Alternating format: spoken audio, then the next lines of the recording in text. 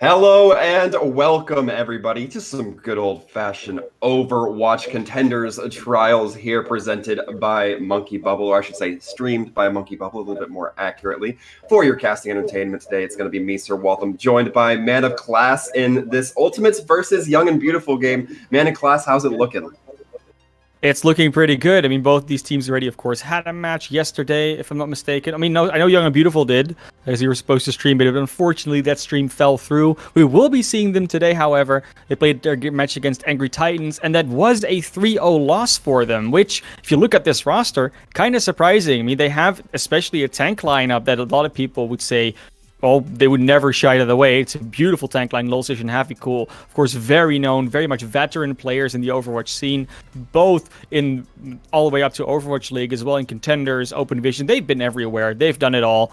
And then you look at that backline, Dola, Skyripa, I know both players with a lot of experience as well. Yona and Yikits, respectively, a DPS prodigy and a DPS that just has been to the World Cup and in Contenders since forever as well. So it's not about the caliber of the players. That's not what it's doing, but this roster seems to have been shaped up fairly late, and it might just be that there's some synergy lacking. We saw that yesterday in their game coming back as well. And Angry Titans, even though their roster was also a bit later, shaped a bit later, it seemed that their coherence and their lineup, their core, just had the upper edge there. And then we look at the Ultimates that have also seen some change-ups. Of course, Facility coming in now as a second DPS. Dance and Naru still heading up that tank line. Choki Milk and Ding are still here. Yeah, I mean, it's also a team that has a lot of potential, but we still have to see it come out. And this would be a very good match for both teams to show what they actually got. Because, you know, if you lose that first game against Angry Titans, that can happen. Angry Titans is a good team, but you do have to bounce back after.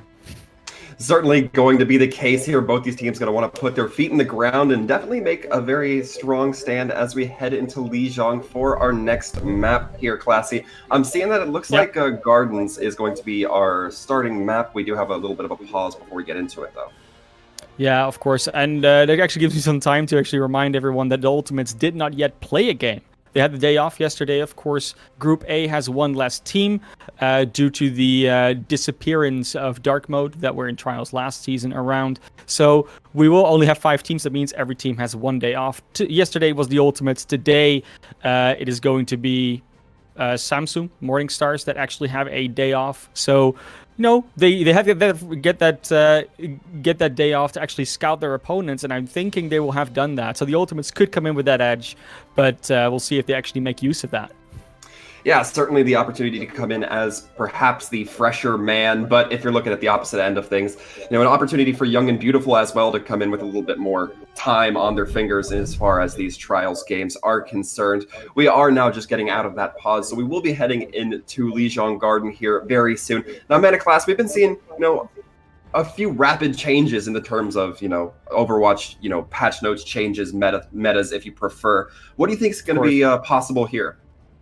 This is going to be the dive map. Of the 3, this is the one where it's most prevalent. There's a lot of open space. There's even environmental kills that you don't want to be booped off. So that mobility is going to be all important. Both teams are already coming out with that Lucio out of spawn.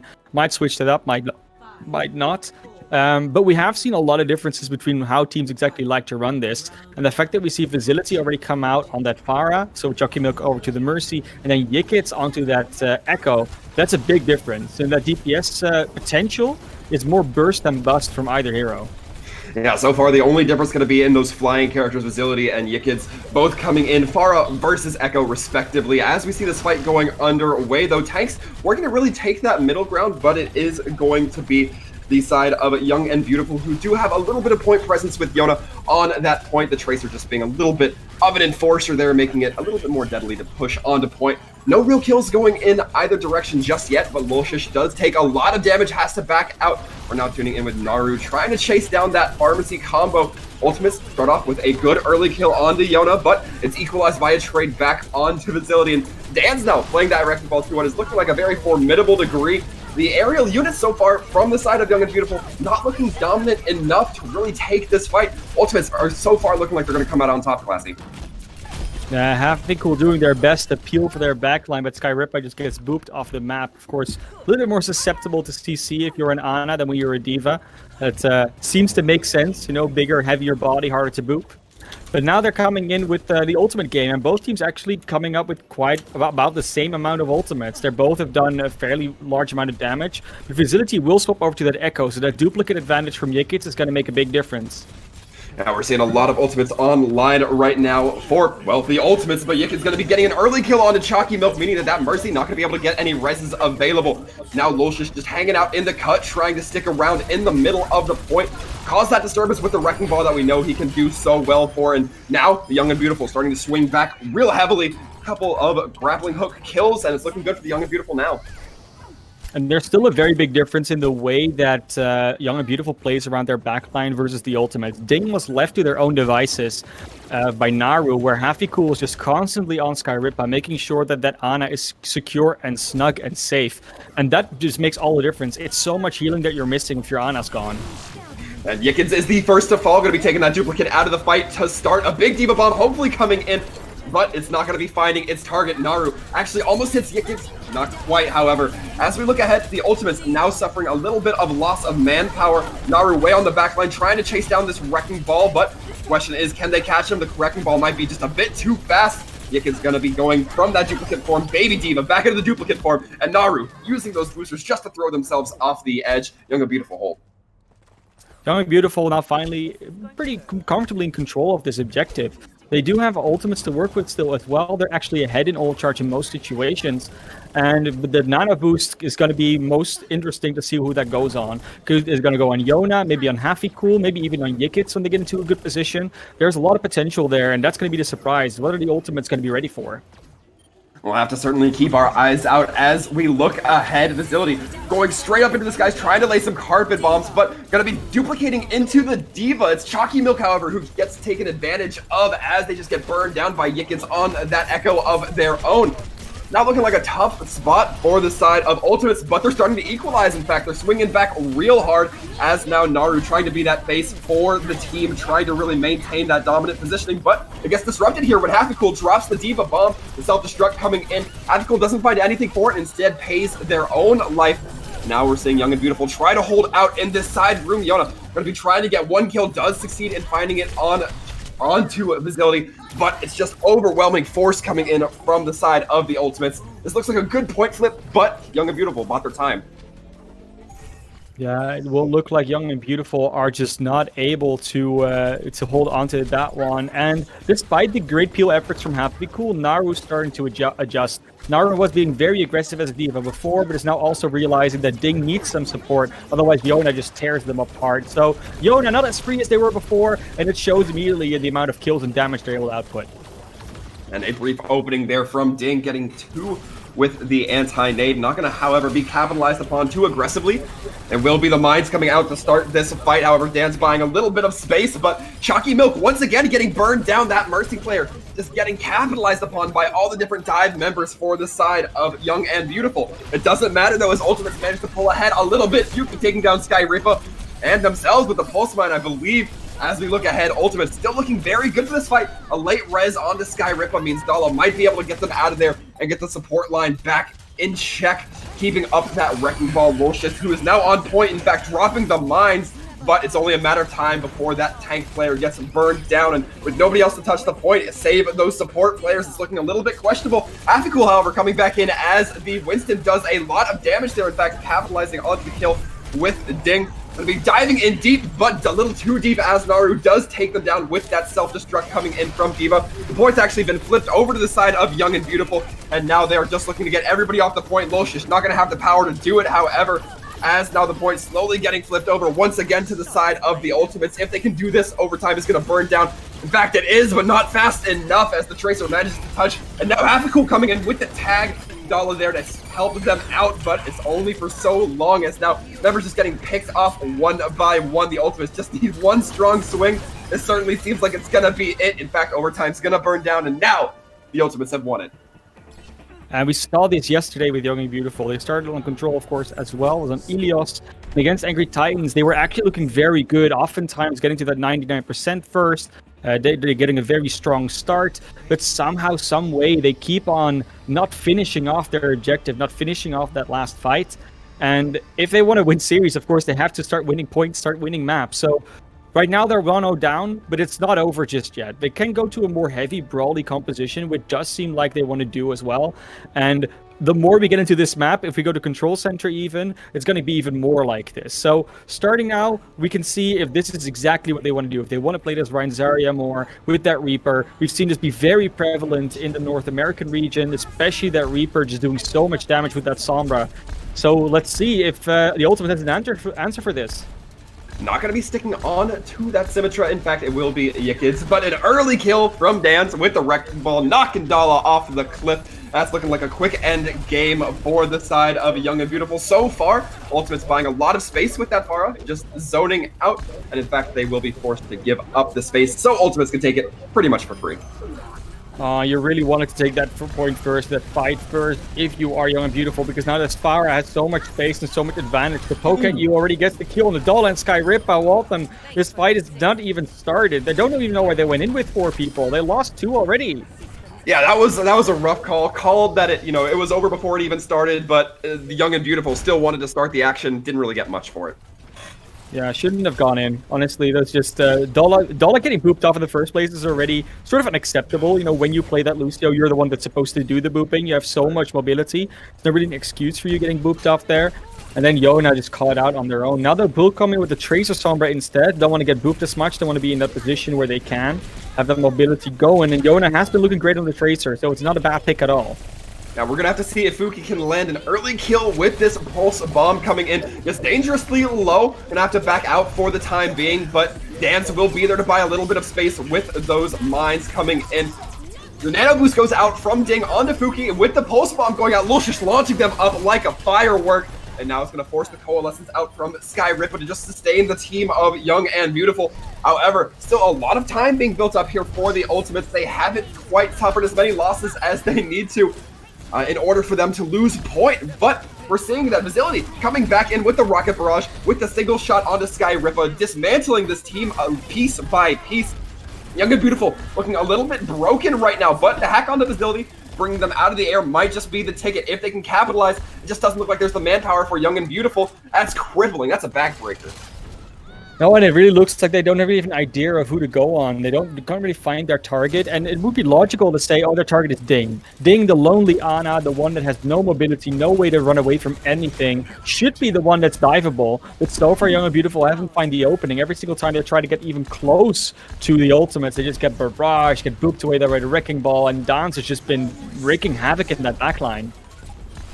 With the initiation coming out, Dala going to be dropping the sound barrier to really enforce this push. It will be Young and Beautiful who have to make a beeline for the point, but they walk themselves right into the minefield from Dan's. Going to be dropping it right in the middle of field, and now it's going to be the Ultimates having the opportunity to get 3-point progress, but it looks like they're going to be suffering their losses because of it. Havcool diving into the sky to try to deal with Facility, trying to limit the damage that Pharah can do. Not too successful though, as they do get demech'd, but the battle is already won. The tank's down for the side of the Ultimates, and now it's just a little bit of cleanup here from the Young and Beautiful as we see the Ultimates try to retreat. Yeah, the Ultimates now need to start going back into that objective. Of course, they gave that objective over during that fight, already 30%, but this next fight is going to come in straight away. Facility with a double kill! The huge kills off Facility, getting the third with the singular rocket. Jonah going to be throwing in the Pulse Bomb, trying to get it, but the res is there. Nothing left to be done but put the nails in the coffin for this one. Ultimates pretty much locked it away. Looking a lot cleaner than even on Gardens. Yeah, you really saw how it worked when they came out of spawn the first time around. Young and Beautiful were not ready, got booped off, got their Lucio booped off, then their Reaper was shut down. Then they had to go back to spawn to change back to that to Winston Diva after the Ryan Zarya. So all the Orchard charge was already down the toilet in the first place, and they never really got back into that entire series. They never got back into that series of maps, series of fights, always behind on ultimates, always behind on positioning, always behind on really everything. And that's really what the series is going to come down to. Can Young and Beautiful regain their posture, regain their initiative? Because so far they're always one step behind. Yeah, it did look a little bit chaotic, as you were saying. It didn't quite seem like Young and Beautiful had had the lid on as they needed to. You mentioned, the difficulty in them trying to find that dive. You gotta hope that if you're a fan of the Young and Beautifuls, that the Ultimates just don't keep capitalizing upon that. I mean, we talked about, we started off on a very dive map and then kind of went to the middle ground. If we had seen, Young and Beautiful take that one, we would have gone to the command center, which, may have played more into their favor, but so far we just haven't seen it. No. So far, we still have to see that potential that the Young and Beautiful players obviously have with that caliber of roster. We still have to see it come out. We see the individual mechanics. We see the awareness. We see the positioning. But we just don't see it coming together as a unit just yet. The closest we've seen it to actually being, proper teamwork and good synergy is when Hafiku is protecting Skyrippa, on that Ana. Was it Dala? I don't remember. It was Dala, I think, on the Ana. But every single time they were protecting their Ana, they were doing a great job. That peel was just phenomenal, really. It didn't work out every single time, but that wasn't for lack of trying. Like, they had a pulse bomb, they stopped the tracer, and their wrecking ball for doing a lot of work against it. And if that translates to more of their own team getting to do work, because their Ana can keep healing them and keep disabling enemies with anti-nades and sleep darts, there's a very big possibility of overturning and getting kills on the side of the ultimates. But so far, Young and Beautiful have not been able to do so. When we go into the next escort map, which is going to be, looks like Junkertown, Junkertown will actually be a map where it's going to be even more prevalent to be able to run dive. So yeah, that looks to be a problem for them. They look like they want to run more of a rush comp, more of a brawl comp. Not able to do it so far, though. I certainly have to agree. But when you talk about Junkertown, yes, dive pretty good there. But really, the composition that comes to mind is, of course, that double long range DPS, the double sniper, the double. Hanzo Widow, Ash Widow, as you just see all the different variants of that. Do you think that kind of affects what we see come out from these teams as opposed to Lijiang? It's possible. I do think that Young and Beautiful in the past has always been very good at picking up their DPS duo, and it was very surprising for me to see Yikits go, well, not on the Tracer, and then Yona be on the Tracer. Yona is a very good Tracer, don't get me wrong. Yikits is a very good flex DPS player, but the best we've seen them play so far has been when you see Yona on a long-range hit-scan DPS, and then Yikits goes on the Tracer or maybe a Genji. And Junkertown is definitely a map where that can come back more. You can play that Widowmaker Tracer if you'd want to, but you still have to be able to hit the targets, find the targets in the first place to hit. There's a good chance we're going to get the sniper battle. Of course, we didn't see this map yesterday, so we don't quite know what the teams will like to play on in this patch, but we will find out soon enough. We certainly will be finding out, and as a matter of fact, in just a few seconds, as we are getting word that we are about to head into game. But as we look ahead here, we know Ultimate's leading by 1. So it's so far looking good for them. Young and Beautiful, we've established that their dive is just not quite working out. So what I'm interested to see here, Man of Class, as we do take a brief little pause, is, I guess, how do the Young and Beautiful overwhelm that? How do they kind of conquer that? And pause is going to be coming undone here, becoming unpaused in just a moment, as we're now about ready to see these teams get assembled. Man of Class, I'm overall quite anticipation, in great anticipation, I should say, would be the better English to use, as to what we are going to be closing. Look, I'm looking at a big koala face. I'm already happy. It's Junkertown. We're back in Australia, down under. All I see is the tongue out of the mouth. And yeah, tasty food. Always happy to get some food in my belly. But right now, I'm happy to get some Overwatch into my eyeballs, because that's what we're going to see. More Junkertown. No, the thing is, we were expecting them, right, to do this thing where they both play a Widowmaker or something like that. And it's coming out on the defense already. We're going to see Yona and Yikits be on that Widowmaker and a Reaper. And they want to go for this more aggressive style. They want to have Lolsish on that Reinhardt, Hafiku on the Diva, and they're going to go for this closer spawn hold. Where exactly Yona will hold, I don't think they're going to be that close, but right now they are indeed with their team inside of this small room, so it's going to be close range Widowmaker for at least a little bit. Yeah, and already we see Young and Beautiful getting rather aggressive with it, looking to just get up into the face of their opponents.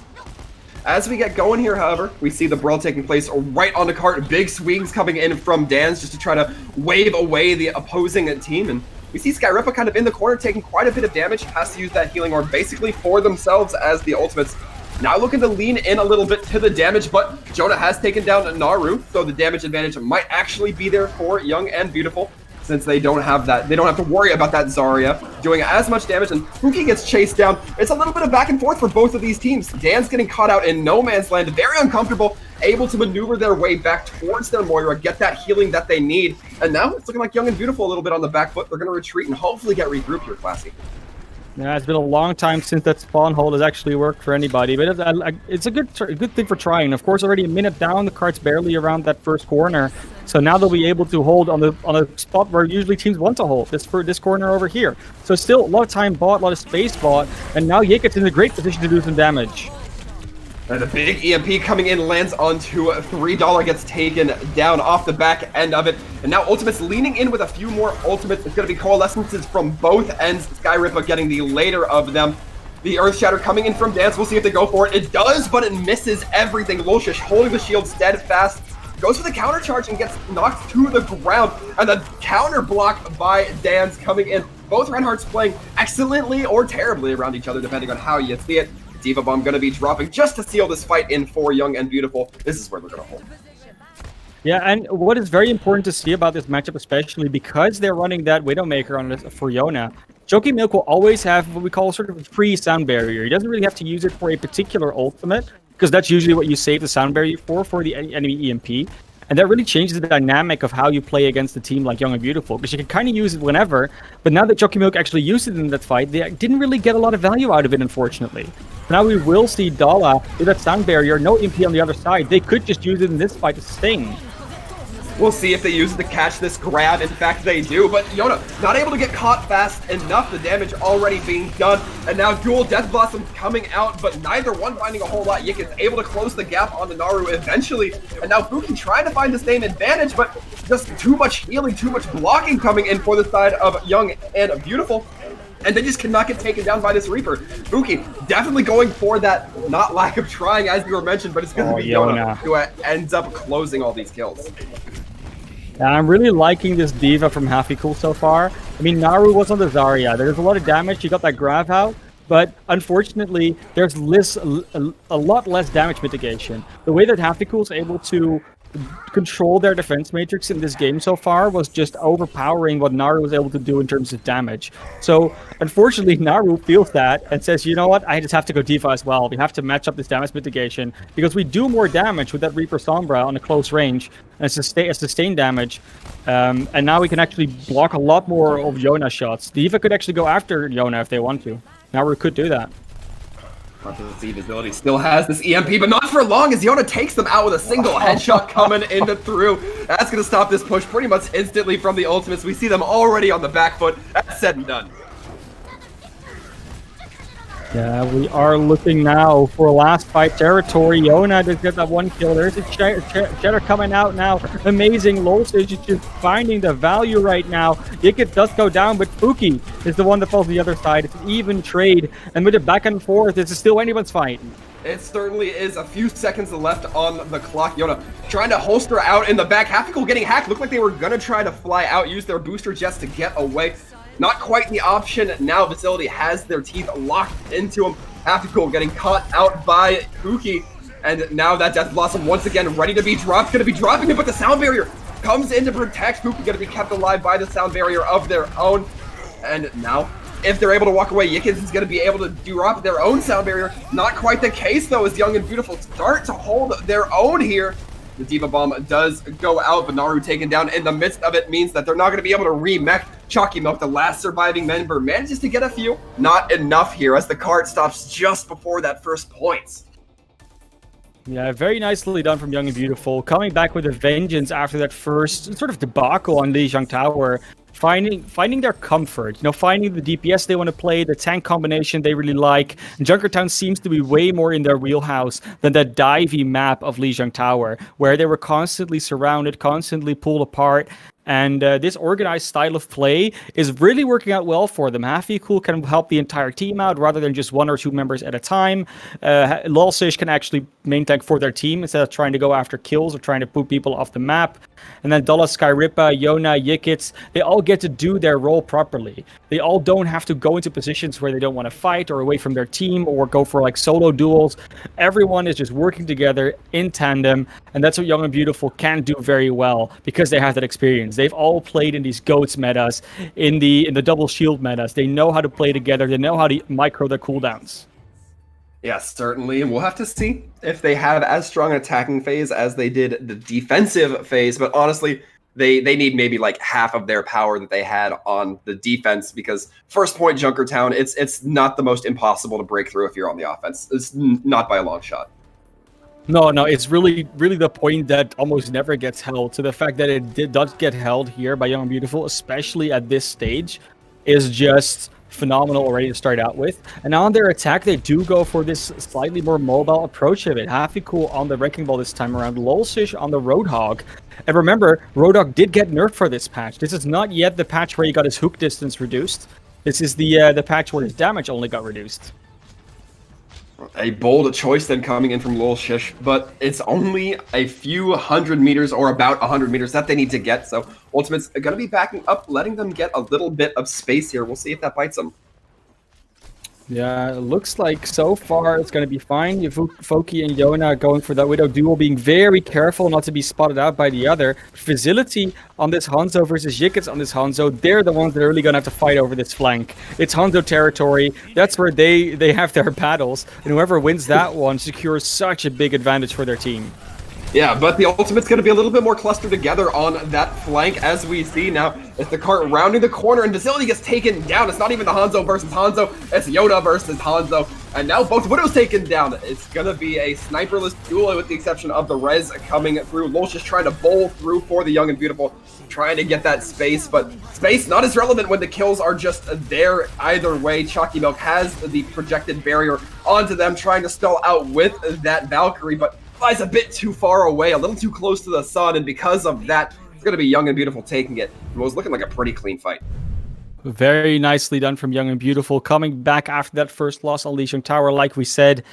And to be honest, they're looking a lot more confident, a lot more comfortable as well. Like we said, just the compositional style they play on Junkertown is so vastly different than those 2 points on Lijiang Tower. Had they gone to Control Center, might have seen a different outcome. But of course, now it's still a 1-1. So at least 2 more maps to go, maybe even more, because so far these teams seem to be very closely matched. Yeah, and it's kind of weird, right? Because we're saying, yes, the scoreline is very close, but when you look at the maps, when you kind of break them down, with the exception of maybe Gardens, I'd say, it's definitely looking like these two teams have the realms where they dominate, and it's close, but at the same time, it's close by 2 different metrics. Yeah, right. So like they it seems like they're evenly matched in terms of they both won a map, but the map they won fairly convincingly. Yeah. So it's so now we're going to go into map 3, which is going to be a different map type again, completely different environment. Who is it going to favor? Who is going to be having the advantage in this one and going to be walking away with that dominant win this time? Maybe it's also possible that Young and Beautiful just truly had a warm-up map where they just said, this is what the Ultimates are like, this is what they like to do, because of course we haven't seen them play yet. And then the Ultimates had the advantage of seeing Young and Beautiful play yesterday, so they could have a bit of an appreciation, a bit of preparation for that. And Young and Beautiful has now just figured it out. It's also possible. So a lot of unknowns still, but of course don't have to look in the future because we just have to wait till the future comes to us. Yeah, I mean, that's kind of the nice thing about the future. It's always hand delivered to you. But if you're asking me, we always talk about how Control is kind of the outlier, where it's the least objective-based style of game. And the fact that Ultimates won that and Young and Beautiful won, a more objective play style, that's saying to me that they're going to be looking better, or at least a little bit more favorable as we head into Assault, as we head into Hybrid. Maybe not so much once we hit that next Control map if we go to 5, but for the next two, it's certainly looking like a little bit more comfortable realm for them. Yeah, very much so. And when we look at the ultimates, I will always say the ultimates on Anubis are never a force to be always a force to be reckoned with. It seems to be the one map that the ultimates always show up on. No matter how bad they're playing in a day, no matter how many mistakes there are, no matter how much their roster is swapped up, somehow Anubis seems to just click for them. And when you look at how they've played this dive on Control before, on Lijiang, it's definitely a style they can keep playing on this map type as well, especially when you look at Anubis. It's such a dive favorable 2CP map that it could be a trouble for Young and Beautiful, but then again, it's also one of those maps where you can still play more of that Broly Deathball style. You could still put Yona on a Widowmaker just on the arch in the middle and try and get through that way.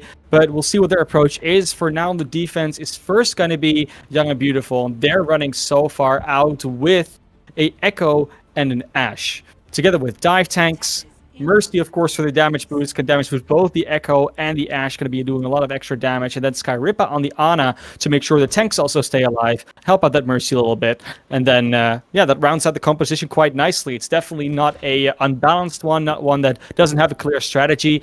They want to stay away from their enemies, burst them down from range, and never really let them get a foot and get anywhere close to their own team. So, yeah, what they mainly have to do is make sure Skyrippa is covered and everyone else can just run away.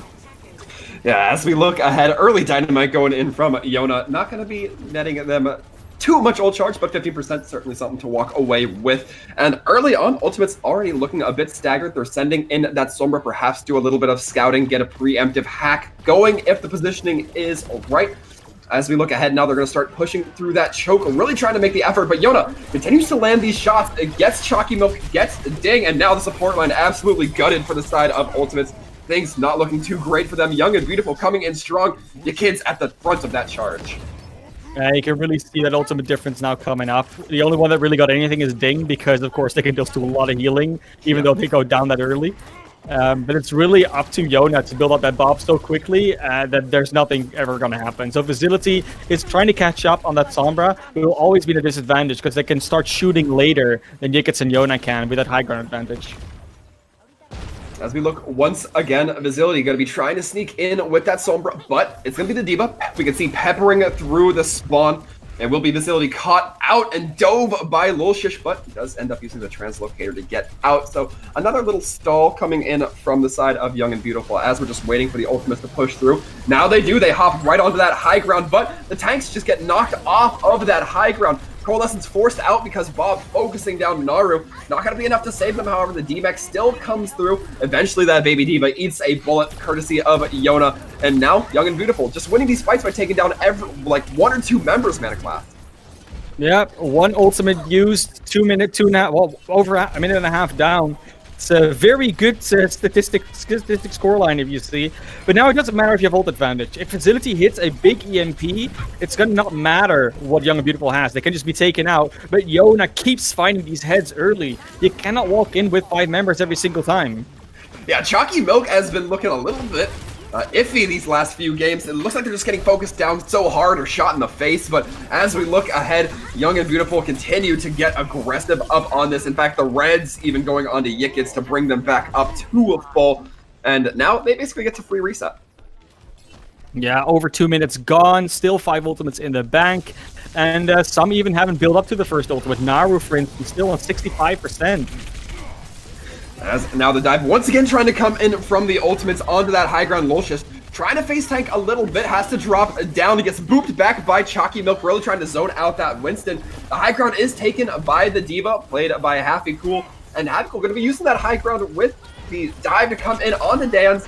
And again, Young and Beautiful not able to be stopped right now.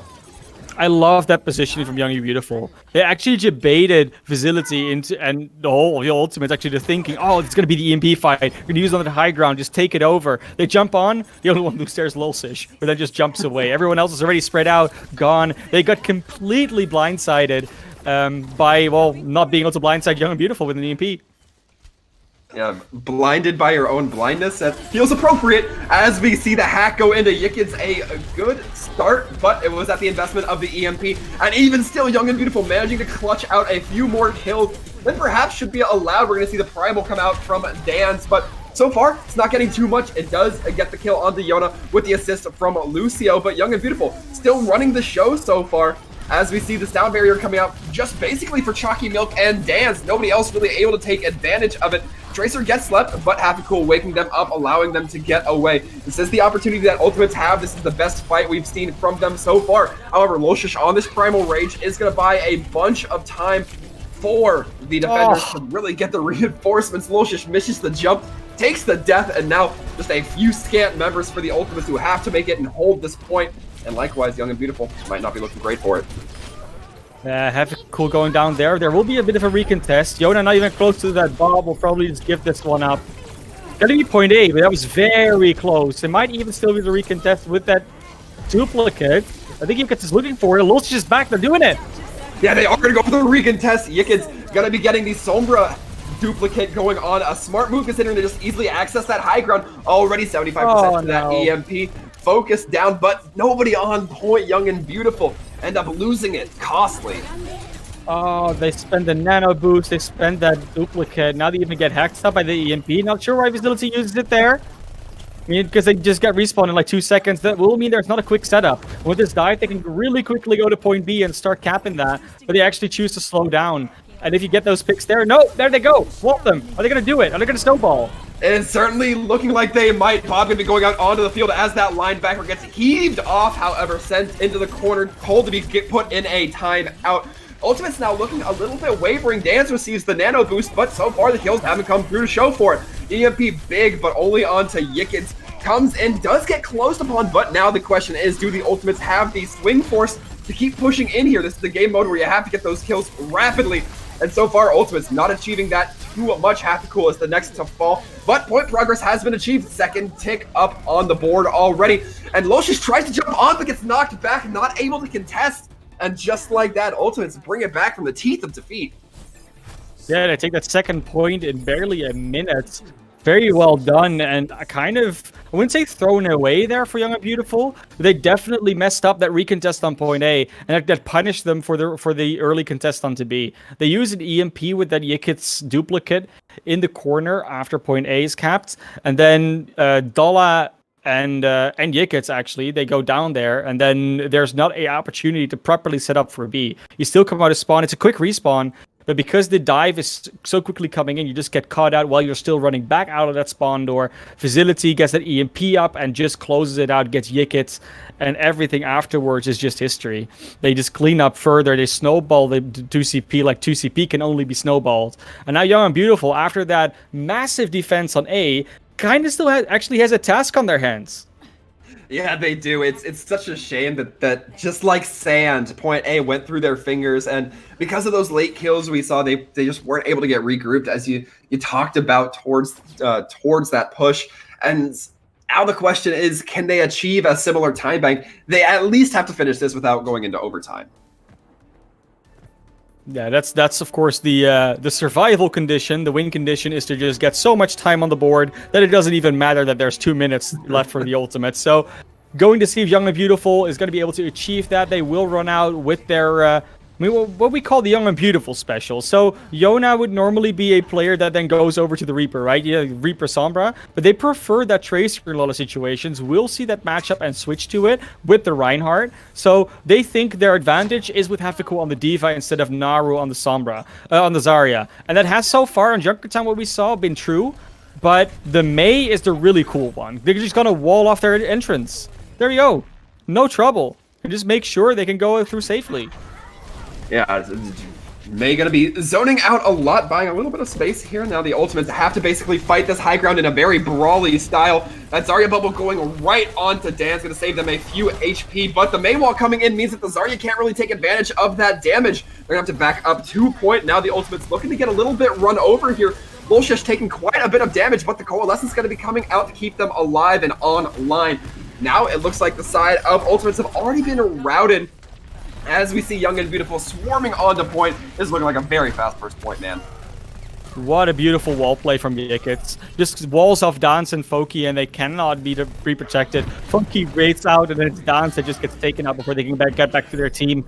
That just opens up the entire point. Just getting that Reinhardt out of the way, we still have yours. Yes, Lulz is just low for about 90% of that fight. But as long as they're alive, you have that shield Yeah. advantage. And they really abuse that to a T. Naru will have that Graviton, so maybe Havoc can eat it, but that will be a pretty big win condition together with that EMP. It's not easy to fight into this. This is not a clear-cut snowball.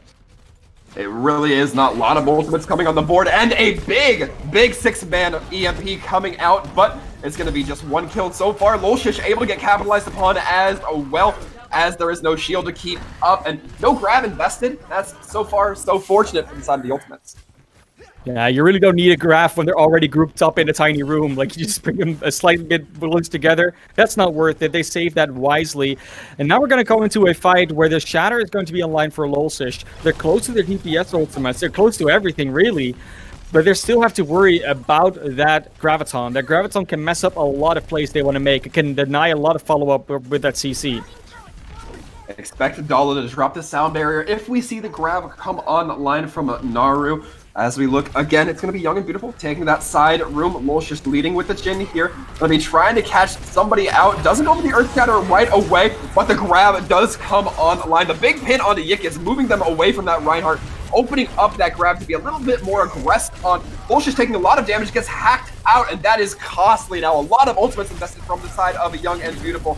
And it doesn't look like a whole lot being bought for Yona. Will find Ding, but has the damage already been done to Young and Beautiful? It doesn't seem so, as they're starting to swing back just a little bit. The kills coming in their favor. Yickens trying their best to just back off and avoid freeze down as many people as they can, but eventually they're going to get caught out and get put back to spawn. Yeah, the Mega Health Pack hacked underneath also coming up big in that one, of course. That Sombra advantage on the defense. Always going to be big for the defenders. Now we will see another EMP for Facility. That should almost be a free fight, especially when you look at what else they got online. The Shatter, the Death Blossom, you know, they can both find follow-up after an EMP. But Lulsish still can deny a lot of plans. Just hit that one Shatter, and it can be big enough to clean up the right members in order to just cap that point. Deny them the ult, deny them execution. We will see if Dan's gives them the opportunity to get that Earth Shatter in. Earth Shatter goes in, it lands big, but Facility hanging in the corner doesn't pop that EMP, decides to wait it out. You can't carry it on to the next round, my friend. Looking to be keeping their eyes out. First tick already achieved for Young and Beautiful. Second tick now achieved. Can the touch even come through? It will be the EMP coming in, lands onto just Lulshish and Dala. Ding, gonna be dropping the Coalescent, trying to keep everybody up, and now the ults have to be invested from the side of the ultimates. That's exactly what's happening, and they're able to reclaim because of it, and now the time bank looking very equal. Yeah, very equal. Only one tick to be gained. It's not a lot, but it could take you about that time you still have on the clock. So it could be a very even one in the end if they win this next fight. Sound Barrier is now going to be online. Blizzard, self-destruct by any means. They should be able to win this. But we saw how cool it is if you just have a Shadow that hits everybody. Nothing can fight against that if you're all laying on your backs. So, Dance, this is you. It's all on you, man. You're the only one that can stop this. We'll see if Dan's is going to be given the opening here as they back up behind that Mei wall. Goes for it, just finds the Moira, but the Sound Barrier gets invested just to keep that Moira alive. Yickens drops the Blizzard to try to get everybody locked down in place and open up for some easy kills. The Mei wall blocking in that Reinhardt, going to enable the kills to come through big and thick. Now the Diva Bomb dropped on the point just as a little bit of an insurance policy. That's going to be it. The Moira not quite able to touch. Because the dominant situation that Young and Beautiful had in the fight before, they could actually just come back in that fight with ult advantage. There was nothing left in the bank aside from that Earth Shatter, and they just used their resources appropriately. They knew they were in such an advantage position because of all that the Ultimates had to throw out to win that previous fight, and we get a perfectly matched time bank, Waltham. This is beautiful, because this actually shows how closely matched these teams can be if they go down to the wire. Yeah, and again, this is one of those situations where it's like, yes, very similar, but in some ways completely different, right? Ultimates took forever on the first point. Young and Beautiful basically broke it open immediately. Ultimates, second point, pretty quick, but that's where we saw Young and Beautiful start to hemorrhage some time. So it's a constant duality of these two teams that they are both equally good in the exact opposite ways. A fun fact, Young and Beautiful technically took like a teensy bit longer to capture that second point. Otherwise, they would not be attacking first because we're repeating the same order. So we get a little bit of a fun fact. We don't see the decimals, but they are there. So we will see what the Young and Beautiful is able to do on this second attack. Last time around, they took it with about 30-40 seconds. It's pretty quick. see if they can repeat that result and go into B and maybe snowball this time. Yeah, you have to give the credit here where first point is sometimes all the progress you need, and for a team like Young and Beautiful who can get it real quick, they'll take that. Facility caught out early as Sombra able to build up a healthy amount of ult charge from that towards the EMP. You want to build it as fast as you can when you need to stop your opponents as quickly as possible. Now we look here, the rotation does come through. Young and Beautiful takes not the high ground, just the mid ground onto the overpass, onto the bridge area, and a deep pin coming in from Lolshish actually misses, leaving their team a little bit exposed. However, it's not Ultimate's opportunity to capitalize here. Yona gets taken down. Gets taken down. Dan's, however, almost caught out as well, gets frozen and focused, but the healing is there, the cover is there as well. Facility just raining bullets from the SMG from on high, and now all of a sudden it looks like Young and Beautiful not looking so young or beautiful. No, they do want to back up, they don't want to get caught out, but Lolfish still falls late. You're going to have a minute left to wait for your team to respawn. Yikit's walls have been very hit or miss. Some walls have just been beautifully placed, and some walls just either block their own team from doing something, or block the enemy in a wrong way, or are just not on the right angle.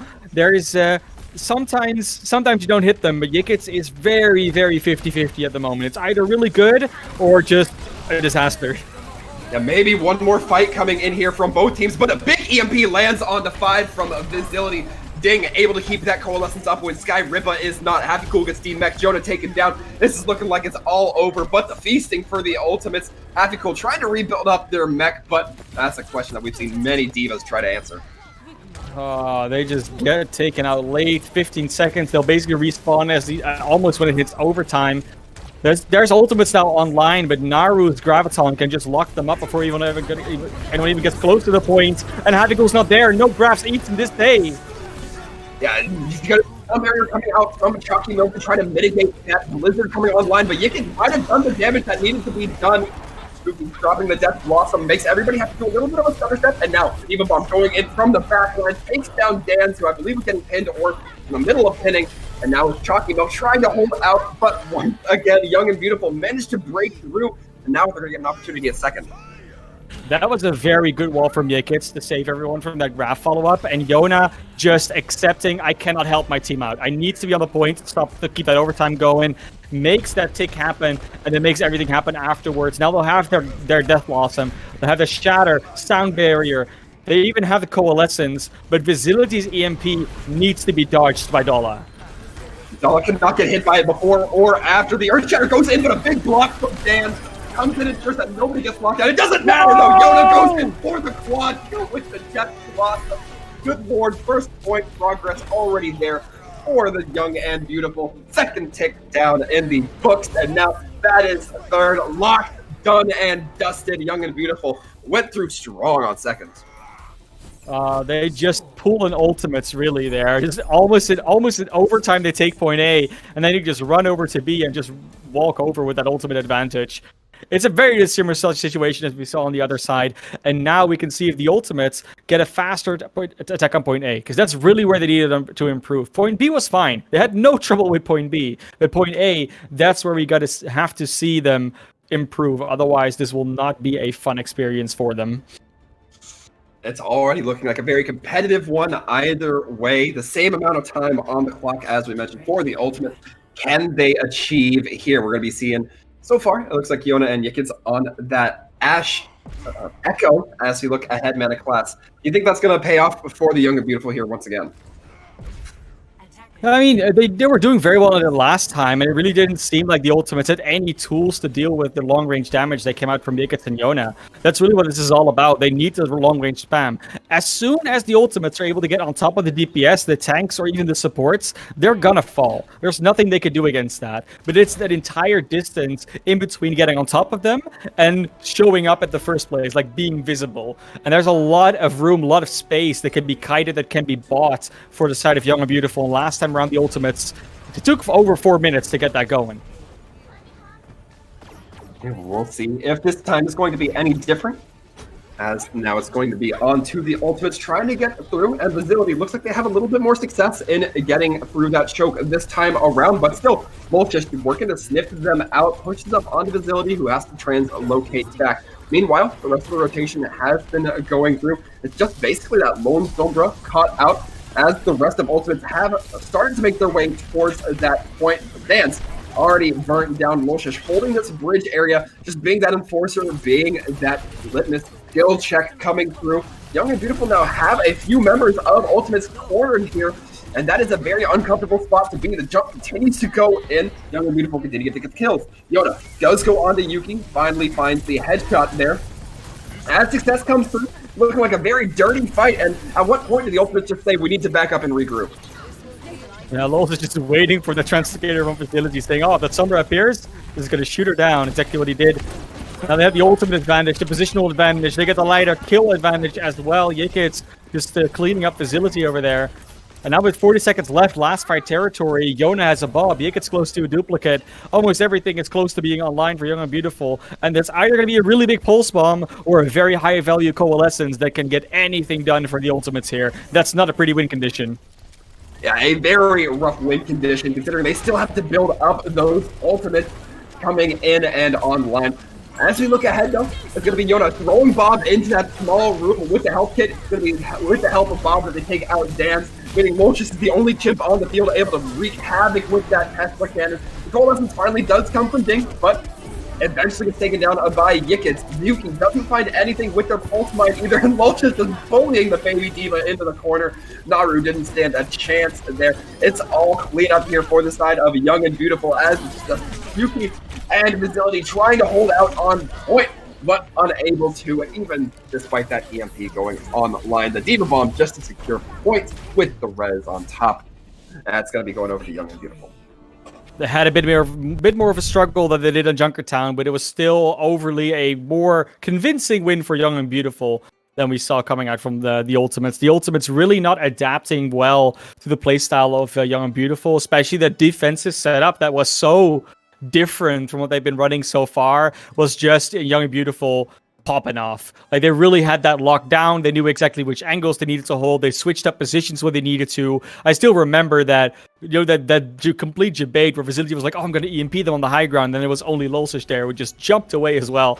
It's just, it's those type of minute things that make sure that or that show you that a team has really thought about a map and a composition on a more strategic level and keeps on top of the ultimate tracking and the information to keep on top and adapt to the situation at hand. So it's macro and micro both coming together.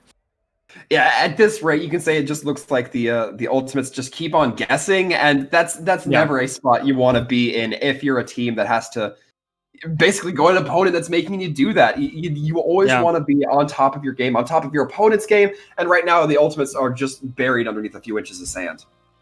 Yeah, and when we look at this next map as well, you know, we're going to go to Eichenwald, and we know that Eichenwald is a map that can show versatility, especially between different stages of the map. But so far, we have seen that Young and Beautiful really likes running, for instance, with that Echo, with that Ashe, with then with a Reinhardt or a Winston, Zarya or a Diva. It doesn't really matter, although Happy Cool, the Diva seemed to be the one constant that they've been showing. Yeah, I mean, if you can really build a team around that Diva, you know, it doesn't sound like a hero you build a lot around, but it does seem that it is working out for Young and Beautiful. It doesn't really matter what map you go to, because everything else sort of fits with the Diva. It's always been that way. Diva is that hero that you can literally do anything with as long as you understand how. And Young and Beautiful, they have too much experience not to know. So I'm expecting them to continue that trend. And then the Ultimates, they have to show up here. I mean, Facility has been showing up on their DPS. They've been doing a great job, but it's not been enough because it's both Yona and Yikits that do work on the other side together with Happy Cool and Volsish. Yeah, so far it's again just Young and Beautiful looking very strong ever since we got out of Lijiang Tower. And one kind of interaction I'm curious here is we've seen Ultimates tend to struggle against those long range characters that Young and Beautiful are running, especially on Anubis. I'm wondering, you know, that doesn't necessarily come into as much effect on first or third, but it comes a little bit into effect when you have that high ground on second. I'm wondering if Young and Beautiful are going to try to capitalize on that more and build their first point defense into that, or if they're just going to hard switch after first point. There's a lot of kind of questions that arise for me when you talk about that kind of thing. True. I mean, of course, they have to get to second first if they're all the Ultimates. They still have to, you know, unlock that first point, which we saw can be troubling for them at times. But Yeah, I mean, they could definitely do it. I think Eichenwald is a point, especially that first objective, that would play more into their strengths. I think the Ultimates have the opportunity to maybe set the tone for this map themselves rather than every single time walking after and trying to adapt to what Young and Beautiful's doing. And if they can play their own game, they have plenty in their arsenal to actually be able to do that. They're going to start on the attack first as well, so that gives them even more opportunity to set the stage. But yeah, we said it before, Young and Beautiful just looking very strong after Lijiang Tower, and Eichenwald does not necessarily feel like a map where they have to give that up, where they have to, well, let that get turned around. Well, we'll see which direction things end up getting turned around towards as we head towards Eichenwald. A nice, bright, sunny day, as it always is on Eichenwald. Yeah, it very much is going to be seeing a Bastion corpse coming when we're coming into the map in a little bit. Of course, a tragic battle that took place there. I'm not at all not unhappy to see this map again. You know, we always talk about how often we see King's Row. I still haven't seen it in 2 days, so good trial season for me. Yeah, I'm still just waiting for Numbani to get called on, as the hybrid map have not been able. That was yesterday. We had it yesterday. I'm sorry, man. Yeah. Always miss the casts where it's my favorite maps. First of all, Horizon doesn't even exist anymore. You don't see Numbani I don't see Numbani as much, apparently, but as we look ahead, taking it a little bit more seriously, it gets coming out on this Pharah. I'm always a fan of the Pharah mana class.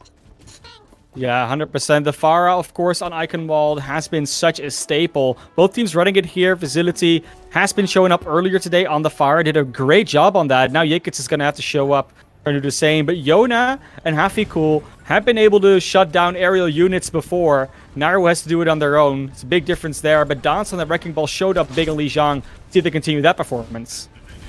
There's certainly going to be a couple of big questions here as we look ahead. Ultimates just saddling up, kind of eyeballing, giving the eye check to their opponent. Young and Beautiful allowing them to pass through that initial bridge area, and now as far as battling around this tower. Seeing if either one of them are going to try to get the kill onto the other, and it looks like both are going to be taking that dogfight rather immediately. Facility finding themselves a bit of space with that concussive blast, and already trying to rain down on towards a point. And it does get the kill on to, Facility gets the kill on to Yikits. Gonna be a crucial opportunity there for the side of the Ultimates if they can carry ahead. It doesn't look like the res is gonna try to come through from Dala, as the good old-fashioned walk from spawn is in effect. And now Ultimate's gonna be hopping in Naru, catching that anti-nade coming in from the Ana. And now Ultimate's looking to pick apart their opponents.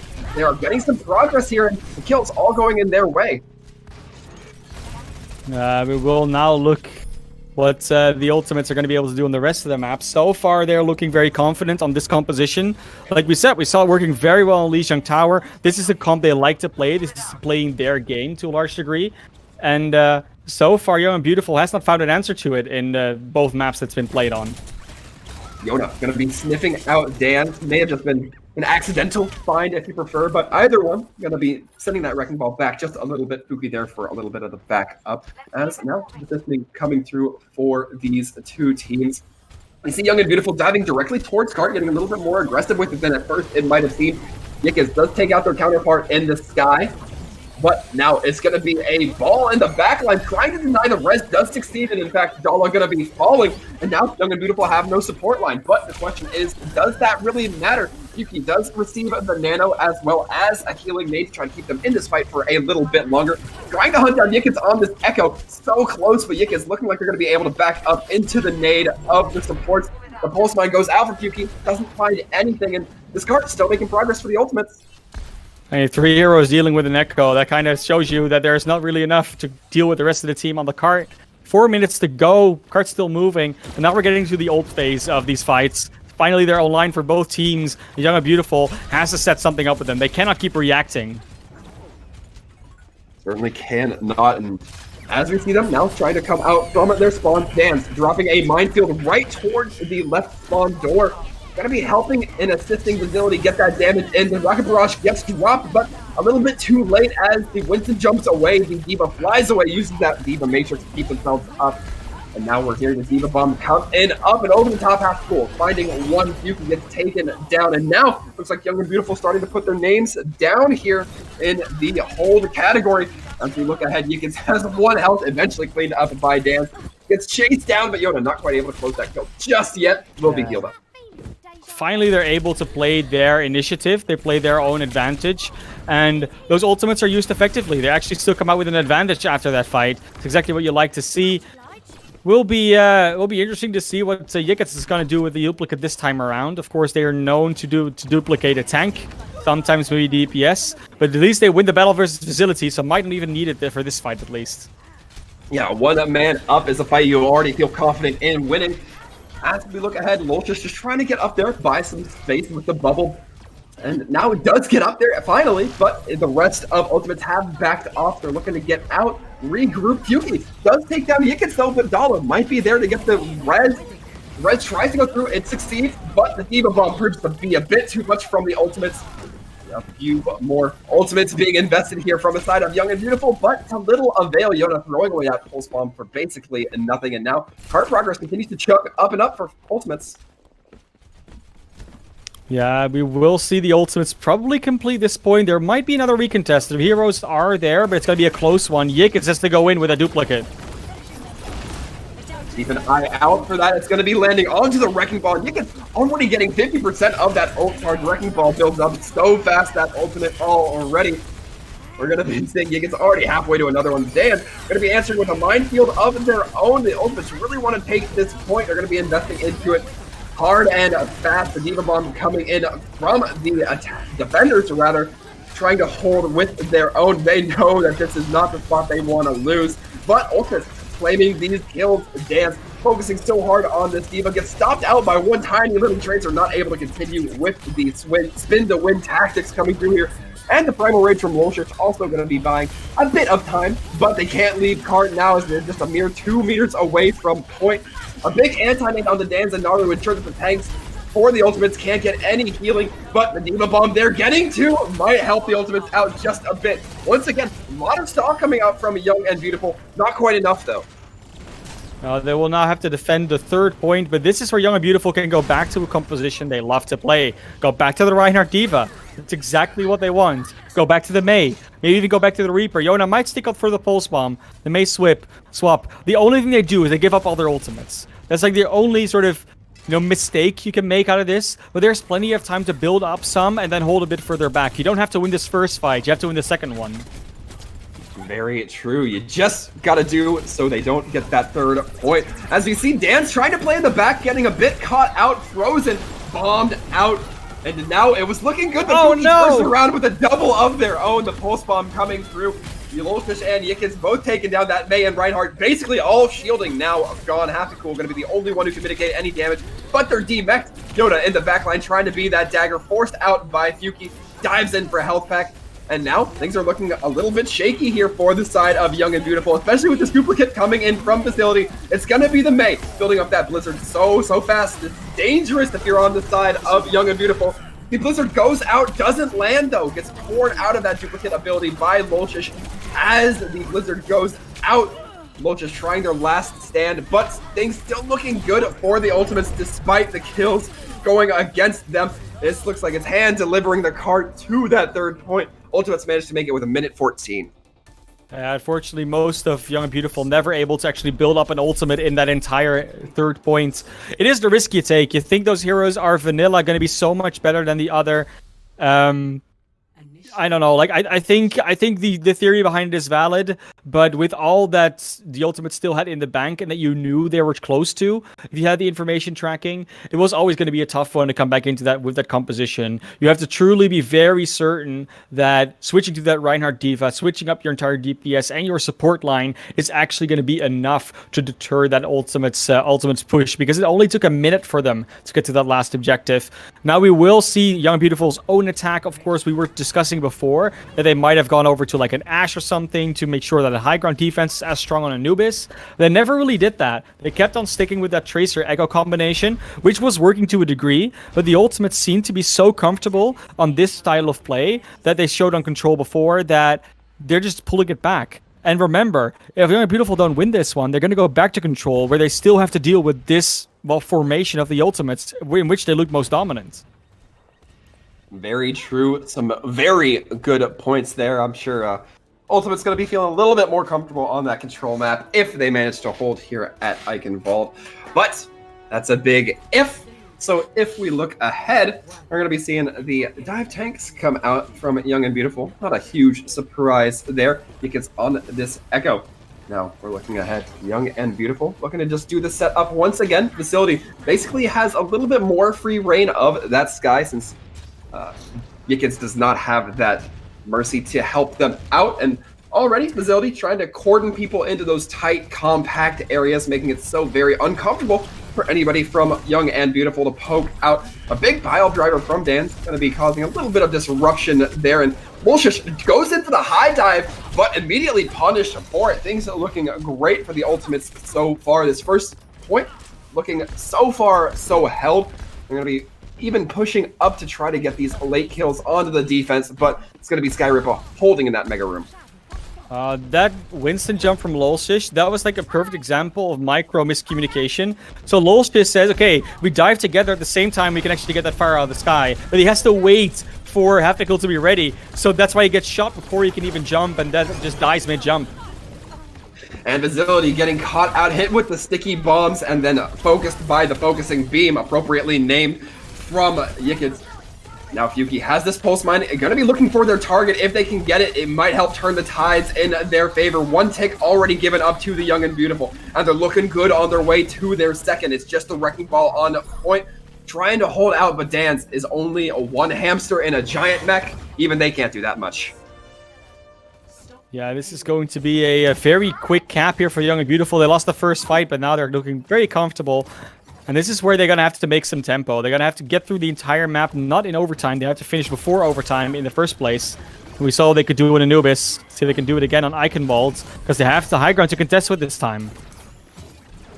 That they do. Young and Beautiful now going to be trying to push up. We see Yona on this high ground, but a long-range sleep dart going to be landing. Fuki going to end up burning them down before the animation wakes up. And Ultimates now, again, having a good first hold on second. Let's see if they can do a little bit better on their second hold. Yeah, of course. Young and Beautiful has to now still break through this. And we saw how good that high ground is to defend from. We see how good it can be. Young and Beautiful never really got a chance to properly set up there. So the Ultimates now being able to be in that position is looking to be a very big advantage for them. A lot of Ultimates going to be coming online for this fight, so we might see a few. We might see things get a little out of hand here, folks, as we look ahead. Pulse, our mines already going out, and it's going to be the dive now for the tanks of Young and Beautiful, going up onto that high ground, trying to deal with the Echo and the Mercy up in the air. We're going to be dropping the Diva Bomb. Facility diving in deep with the duplicate of that Winston, popping the Primal, buying a lot of distraction here for the Ultimates to just get the space they need, get the positioning that they need, and even bullying this Lucio. They do get a kill out of it as well. Duplicate coming in excellently from the Ultimates. I guess that's why they got their names, huh? Yeah, 100%. You know, they have to use the Ultimates well. They're named after them. Can't slack on that one. Now they did use a lot of them, and Young and Beautiful will still have at least 3 in the bank, maybe even more after they charge up a few. But Yona's now going over to that. What are they going to do, Yona? It's going to be, yeah, it's going to be Sombra. Okay, Sombra or Soldier was the option there. Went for Sombra in the end. And I like it. I think hacking that Dance Wrecking Ball, hacking Naru, is going to be such a big advantage if you can get those off. Facility, however, getting the first kill on the Yickens, and that is so crucial. Yickens had that duplicate up and online, ready to go, and now it's looking like the Ultimate's going to push a little bit more aggressively, take the fight to the cart. Fuki has to use the rewind. It looks like they're searching for the pulse bomb opportunity. Going to end up holding it, not investing it into this fight too immediately. Facility has that duplicate online as well, just holding this bridge area. And now we're seeing a pretty much one-for-one trade so far, but Facility does invest this duplicate, going in for the Diva. As the bomb online, drops it. Doesn't seem to find a whole lot with it. Hafnical takes down a Naru as their demech of their own. Actually, the duplicate on to the Ana coming out allows for an extra nano boost. But speaking of nano boost, Facility going to be getting one of their own and quickly looking to build up. Once again, another duplicate coming in, already 40% to their next. But Yickens not looking to be outdone on the Echo game here. Certainly going to be trading a lot of kills back and forth, but it will go in favor of the Ultimates. Yeah, now the respawns are just about as far away, so you don't even get that advantage in the spawn distance if you were Young and Beautiful, unfortunately. Yickens does go over the Tracer. They really want to get back as quickly as possible to gain that positional advantage. And they're already in there, but Yona just gets taken out by Dance and Foki. So, unfortunately, no Sombra just yet. They have to wait even longer. Only a minute 30 left, Waltham. Not looking great for Young and Beautiful so far. Yeah, Young and Beautiful definitely stuttering a bit more on this second point. We already see just a hellfire of bullets coming in from Naru at that top, just trying to zone out, search for Yona on that Sombra, but Yona playing close to the castle as we've seen. The pile driver coming in from Dance. They're trying to wrap around and get a little bit of boa constrictor action onto Young and Beautiful, and so far Dance looking to play quite a bit separated from their team. We'll see if it pays off for them. Catching out this Tracer, looking to deal some damage, but Tracer has that health pack to keep them, well, healthy. The Sound Barrier and the Coalescence layered one by one on top of another. One on top of another, rather. And Dance barreling people around, throwing them around like rag dolls. They will be giving their life for it. Fuki almost whiffs that pulse bomb, almost succumbs to it themselves, and now Young and Beautiful picking up the kills. It's just Fuki as well as the tank line trying to hold out point, but eventually Naru going to be backing out, trying to just get out what they can. Young and Beautiful, 30 seconds left to get this point. If they have a stall fight here, it might be their last as we look ahead. But the kills, too strong coming in from Young and Beautiful. It looks like they're not even giving the opportunity for too much stall. Ultimates do eventually get a Wrecking Ball on the point, but Jonah, quick with the hack, takes Dance down. A big EMP gonna help to secure this fight just as everybody from the side of Ultimates got on the point. Luckily, it drains the EMP from them. Yeah, they do manage to get inside of the castle, but they don't have a lot of time to get to the end. And what's more, if they get to the end of overtime, they won't even get another chance to attack. So they really, really don't want to give up the advantage towards the Ultimates. They want to get another attack on the board and not have to fight for a draw at best and go to a control map for certain. The Anubis going out on the Dance. They want to win this fight in as convincing a fashion as possible. Visibility gonna be taken down, and now the big swings coming in from Dance. A big pin tries to get the Tracer, not quite able to find it though. And a valiant attempt, but the Ultimates hold it here, and now Time Bank, much better for them. Yeah, and that's where you see the swapping to that other composition working out straight away for the side of the Ultimates. They get that charge off, they get some extra tools in there to just take down anything that Young and Beautiful has. And now Young and Beautiful swaps after. They will have the support ultimate advantage, 100%. But that might not be enough to get the Puebla to the end before overtime. And the Diva Bomb coming in behind. Lolsh just gets hacked out so they can't bring that shield up, takes them down. Yona now trying to just do that work with the SMG. Really pushing up, but the Rhino shield breaks from Dance. Dance going in deep with a pin onto Yickens. Yuki takes the hack, has that Death Blossom online, won't be able to use it now or ever as the Happy Cool Bomb hits down to Yona. Quick with the cleanup there as well. And now Young and Beautiful gonna be able to get some hard progress, but they still have one more fight. One more fight, ultimates are in the bank, but especially the EMP could be huge, but Facility's been managed to build up to it very quickly. There's so much online for the side of the ultimates. Overtime is ticking. They need to win this fight. They want to have a chance of drawing out this map. Yeah, Yona has the opportunity to drop an EMP here. Hits everybody with Chalky Milk. Chalky able to drop that sound barrier, keeping their team alive for that EMP to wear off. Everybody drops their ultimates all at once. Yuki helping to clear the point with that Death Blossom. Ultimates are looking good for this. Overtime is so close to ticking down. It's just Dala on point. Cleanup is there. Ultimates locked down Eichenwald. Man, the one member who didn't get hit by that EMP managed it. And now we're going to get another opportunity of, is the theory of man of class correct? Do you have to be good at 2 game modes as long as one of them is control? We'll see it in map 5. It's sorry, I've been doing this experiment for a while now, and so far it's been paying off. So, got a 100% success rate as far as I've been seeing, but we will see if that's the case. It's going to be the case, of course, when we go to the control map, and we could even be going to, no, actually we can't because it's a 2-2. We're not going to go further than 5 maps. It's a 2-2. It's the first of 3, so we can't go to map 6, unfortunately, because control cannot be drawn. But, yeah, of course, we saw the ultimates do very well on the last control map. See if we can continue that trend when we go to the next one. And it's really up to Young and Beautiful to try and deal with this Wrecking Ball. And this Wrecking Ball is disrupting a lot of what they want to do. Every now and then they get a good hack off it, but it takes them a while to adapt to that playstyle. There's always someone that gets caught out by something, whether it's the Wrecking Ball or the Echo. And then that swap up comes in from the inside, where immediately the Ultimates is on the money with their Reaper Sombra Reinhardt combination. There's a lot of these moving parts right now that Young and Beautiful, if they don't take the initiative initiative if they don't have their own setup. They're constantly getting caught out by something that the Ultimates are doing. They're not adapting mid-fight. Their adaptation are more strategic than tactical, if that makes sense. I think I get what you're saying. I'm still coming off the massive dopamine rush that was Chalky Milk hitting that sound barrier right as the EMP comes out. That was beautiful. That was I was a little bit bearish on Chalky Milk this entire time. You know, they got, you know, a lot of headshots onto them. They got capitalized a lot on Lijiang.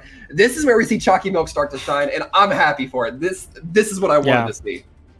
And I think that's also something that's good to point out, right? Like sometimes a team can will identify this player on the other team where they say, okay, this is their weak point. This is the one we can exploit. And it seemed in the first few maps that Chalky Milk was definitely that victim on the side of the Ultimates.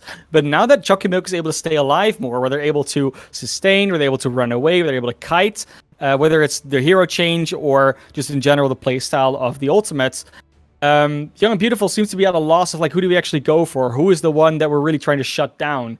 And that answer really hasn't been found whenever the Ultimates are able to play that Wrecking Ball composition, because that's really been the outlying factor. Dance on the Wrecking Ball is just disrupting a lot of what Young and Beautiful are wanting to do. So now that we go to Nepal, where Wrecking Ball can still be very viable, are they going to be keeping to run this? Because these aerial battles have been just fought when we go to something that's control, or when we saw that hybrid map come out. So yeah, that seems to be the Ultimate style. It seems what they want to play, and Young and Beautiful likes to play that more close range brawl. They like to go in with that Reinhardt Diva. It's possible in Nepal, but will it be countered again? Because there's also some open points. There's a lot of questions here, right? I like the option for Nepal for Young and Beautiful because at least on one or two maps you can get some use out of the Mei. So you're not only having to lean on that Sombra, you can also use the Mei to lock down Dans, not necessarily opening yourself up, still playing with what is very friendly for the map. So a good option here, I think Young and Beautiful have a good opening to take it. I don't think this is necessarily stamped in the Ultimates book yet. No, definitely isn't. And for anyone's information, we're not the only ones so close together. On the other stream was also a 2-1 where they went into Icon Wall. So we're having some good games today. You're all getting it here on Monkey Bubble, of course. Now, going to be... Excuse me. I saw something in chat that was really funny. The players are always having some fun in the lobby chat, of course, which we can't always show due to language usage. But yeah, it's a very, very good map. Nepal is obviously marked by its diversity, just as Lijiang Tower is, just as Ilios can be. The best control maps are marked by their diversity. And it will really depend on which points we get first, because there's a possibility that if we go to Village and then to Sanctum, that Young and Beautiful has a much better chance of getting work done than if we start, for instance, on Shrine and then go to Sanctum. Sanctum is really the question mark in the two. I feel like Shrine should be more in the favor of the Ultimates, whereas Village should be more in the favor of Young and Beautiful based on what they've shown us so far. But I'm always happy to be surprised, and Control is that one map where chaos reigns and you never know what's actually going to happen. I'm all for the chaos at this point, man of class. I'm ready to just get into it. But as we talk a bit here, who kind of, if we're focusing as Dans, as the player who needs to shine for the Ultimates, who is that for Young and Beautiful? Who is that equivalent?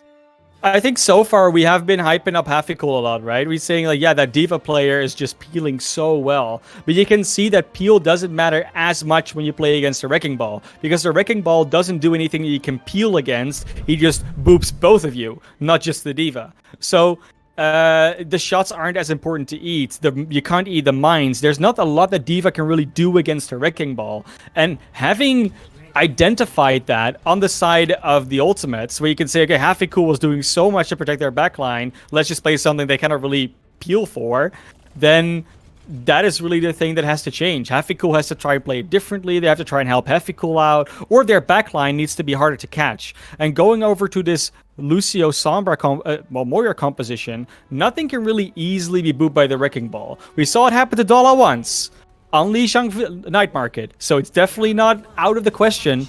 Dola needs to be the one doing the booping here. Well, we'll see if Dola can find that advantage here, find those boops, get those openings, as we see now.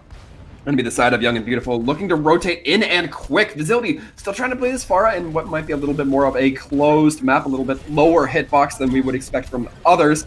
But already, Ultimate's getting wrapped around. It looks like Young and Beautiful very comfortable at playing this, and the boop, Dala finds it onto Ding. The Ana now gonna be gone and out of this fight. Loshish taking a bit of a beating, but able to back out, get themselves a little bit of a reprieve for that opportunity. And now, the kills coming through. Neither team really working to cap the point just yet. They want to win these fights straight out first, and it does look like it's going to Young and Beautiful. Jonah really trying to be that enforcer at the doorway, tries to deny the res on the from Chalky Milk, but can't get it with the Diva Matrix.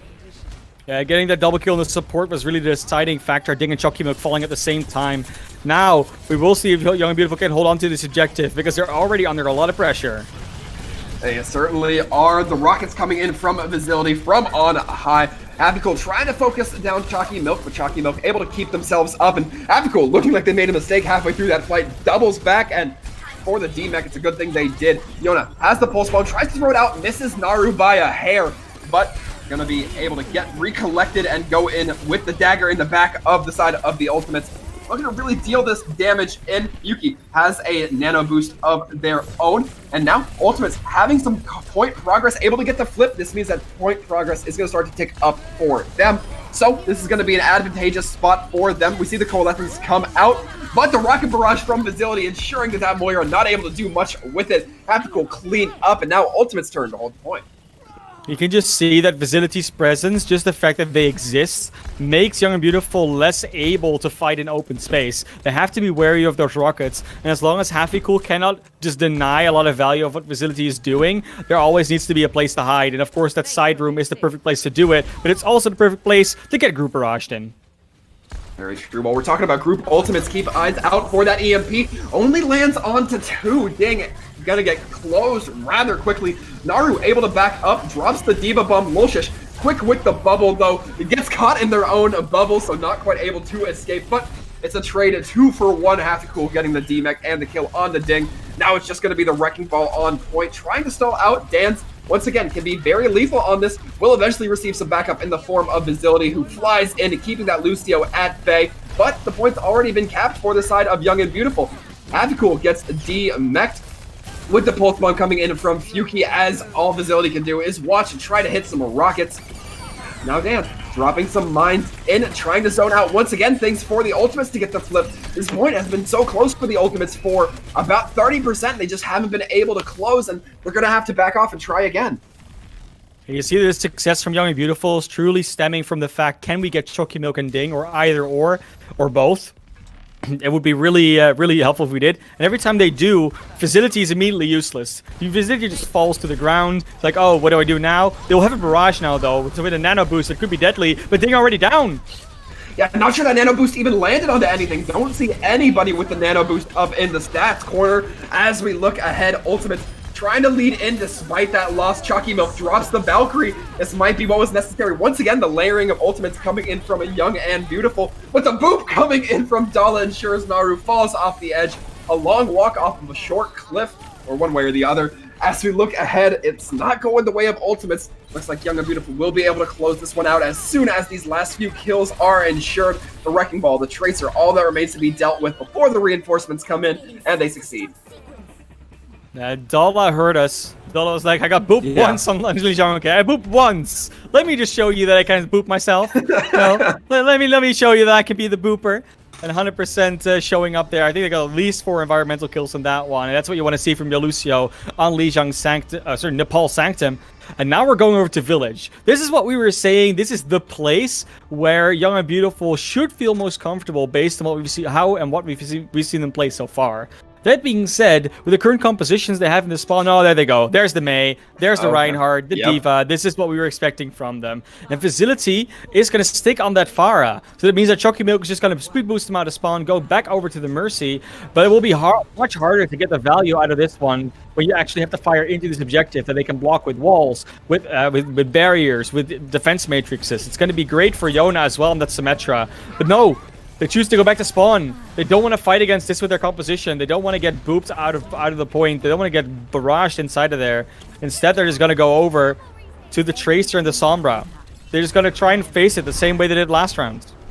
Interesting option now that Young and Beautiful not going to have too much except for half a cool to deal with Vincility in terms of that long-range DPS as well. The time it took to get these swaps ensured that the ultimates got this point nice and sealed with a little bow on top. They're going to start building up that ult charge, and Vincility almost gets dived on, but using that concussion blast to get themselves moved back a little bit, and already the first kills going in favor of Young and Beautiful. Lolchish able to get down Ding, able to force that Ana to their knees. The res is coming in big from Chalky Milk, though. The tank line there really helping to enable that, and nobody's dropped since then for the side of the Ultimates. It is resilient, but Young and Beautiful taking that opportunity to just get point progress, allowing themselves to build up these points that they need. The hack goes on the Fuki, not able to use the blinks, ensures that that Tracer is an easy target, even if she does have a slender frame. Moving ahead, it's going to be the Coalescence coming out from Sky Rippa. Both tanks almost walking away with their life, but Naru going to be getting de-mech'd, and with this Ultimate's not looking for this fight. It's going to be Vincility looking to just die on point. And it was looking scary for a bit because, of course, the skybox being so much higher in this map is much harder to get to Vincility. But Vincility eventually has to start congesting their objective. They have to float down, and they use that principle of taking over the objective to lure Vincility back to the closer to their team. Now Vincility getting ready with that barrage, of course, has to find value with that, but it is a hard ultimate not to die in. Naru's Defense Matrix is the main tool they have to protect Vincility from going down during their barrage. We'll have to see exactly what kind of value this barrage can get. That Moira looking dangerously low. Fuki throwing in the pulse bomb, not needed as just one rocket from Vincility hits. The rocket barrage going to be going now right on the point as Happy Cool gets de-mech'd, ensuring that nothing can catch that barrage. And now Ultimates finally get their point flipped, and they have the opportunity to hold. 67% and count was gained for Young and Beautiful there. You know what? Yikits will have the EMP here. And Yikits with the EMP can just shut down half the team or more outside of the Ultimates. They're already pressing the point, and there is the hack on the tanks. Half the team may have been optimistic. Dan's the only one caught out. Diva Bomb on the point. Naru not able to get anybody with it. But once again, the point flip from Young and Beautiful. The Ultimates cannot just keep giving up point progress like this. It's going to take them forever to win this game and open up Young and Beautiful for so many more opportunities. As we see Lolchish trying to dive onto Ding. Does eventually receive that Mercy healing, but that just separates both the supports for Lolchish to feast upon with the help of their Tracer keeping the damage alive and active. Lolchish now getting very aggressive, trying to get these kills as late as possible. Yeah, the Ultimates just seem to be so sure of themselves that they can just win out that fight and just get the point back straight away. But time and time again, it doesn't happen. They give too much control over their objective up. And we talk about it all the time, in Plat Chat, where you say, oh, yeah, no, guys, yeah, you have to care about the objective, and it's a meme. But here you see it in action. It is a meme, but a very valid one indeed as we look Young and Beautiful. So far, dominating these kills 2 to none. The res does come through. Now another Lolchish popping that Primal Rage, but gets slept, woken up almost as immediately. The Valkyrie procced out from Chalky Milk just to ensure that the healing can come on the Ding. Not enough, however, as now only a scant few members for the side of Ultimates to come through. Pulse Bomb tries to find something, but Fuki not able to find enough. Young and Beautiful take it in a nice 2-0 here on the phone. And now we have to ask ourselves, Walton, what did we learn today from this series? Well, we learned you have to care about the objective. I mean, yeah. I guess we already knew that, but you have to care about the objective. You can play what you're comfortable with, but make sure you were practiced on it, right? Like you got to make sure that even if it's a strat, if it's one strat that you're really good at, be sure that you're really good at it. And so far, the Ultimates did show that they could do that. And then the last one, I mean, I don't know about you, but D.Va's definitely back. Yeah, that's a good lesson. The another lesson that I personally took away was that you can be just as good as your opponent in the exact opposite ways, because we saw a lot of that today, man, class. Yeah, I saw a lot of that flip-flop coming out where, oh, they're really good at this. Then the other team is so much better at that other thing that you just get a very uneven match. But my theory has been disproven, or at least for this match, Waltham. We gotta have the placebo in there every now and then. You can't always have it happen that one team is good at 2 game modes, one of them is control, and they win the first of 3 series. This time around, Young and Beautiful make sure that that's not the case, and they're gonna come away with the 3-2 victory. It was a lot closer than maybe some would have expected. Young and Beautiful came in with this Truth Trial season with this roster with very high expectations, I think naturally, but At least they're in the 1-1 now. They're not down 2-0. They lost Angry Titans yesterday, win against the Ultimates today, and they still have 2 more matches to go. Of course, they'll have even 1 day off to have some rest. I don't think they're. I think they have it tomorrow or somewhere in the middle at least. So yeah, that will be a good calm down. And of course, we're gonna have a bit of a chat with one of their players soon. So we'll go to a quick break. When we come back, we'll hear what they have to say about this game.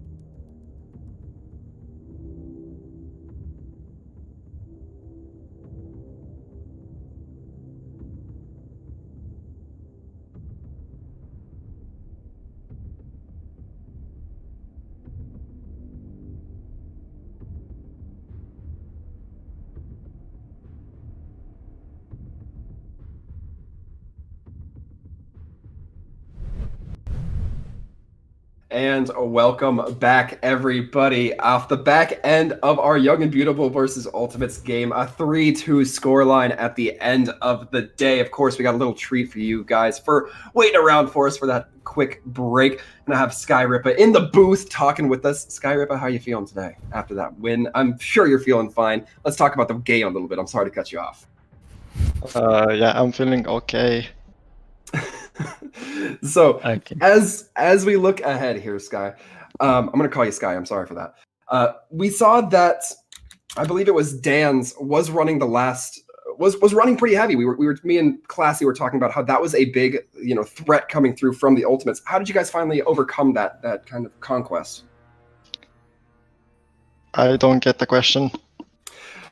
It seemed like the wrecking ball was really like being a hazard to you guys on the maps that the Ultimates were able to win. How did you beat them finally? Or not finally, but Well, we kind of trolled on Icon Vault because we didn't have a Sombra and then Dead Ball, and then we said, well, maybe go Sombra, and we went Sombra, and yeah. Yeah, Sombra and May, very good counters to Wrecking Ball, they always say. No, it's very, very true. And of course, we also have to, I mean, we didn't get to stream you yesterday due to some technical issues, so I still have to ask, what happened yesterday against Angry Titans? Like, were they just really better, or what happened with you guys there? We trolled. Okay, it was just not a game for you guys that really worked out. Yeah, we didn't play good. We were like, cool. We haven't scrimmed at all because we had tryouts. Everyone has tryouts, and we had like one warm-up scrim, and we just trolled it. So yeah, whatever. Go next. Okay.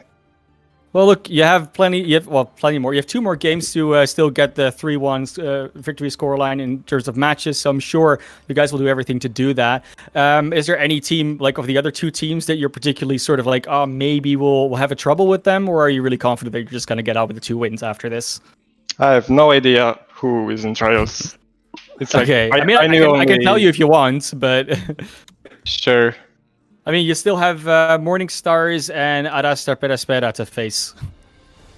Yeah, I think they're decent teams, but yeah, we probably win. Okay. Confidence. I like to see it. Of course, no days off. You have an early end trials on Saturday. So yeah, I mean, the only thing I really have left to ask is how is it to play with this roster? Because you're saying you're new team, tryouts until like the last day before, only one warm up scrim. Are you feeling confident, like just comfortable in it so far, or is it still finding the groove a little bit? Yeah, I'm pretty confident in this roster. We're just like, every time we lose, we're kind of losing to ourselves only. Sure. But I'm pretty confident we can beat the rest and go contenders and do better than last time. Okay, good to hear. Yep, certainly. But Skyripa, once again, thank you for hopping in here, answering a few of our questions, as confusing as mine may have been. But I want to give you the opportunity to give a quick little shout out before we let you go. I don't know, Happy Cool Diva. Cool. Okay. And what's your Twitter, Skyripa, so people can hit that follow button right now? True. I don't know my Twitter, like, I don't just know. Skyripa. I mean, okay, I think Skyripa it's somewhere. OW. Yeah. Yeah, I was gonna say it's Alright. pretty easy to find. Skyripa Yeah. OW. Be sure to hit him up on Twitter. Gotta love it, Skyripa. Once again, thank you for hopping in, answering a few of our questions, and congratulations today on the win against Ultimates. See ya. Now, man of class, of course, we look to the horizons. We look towards what our next games are looking to be. We're going to have a little bit of a break, but for the taste test, for those who are looking to stick around, Angry Titans versus Astra.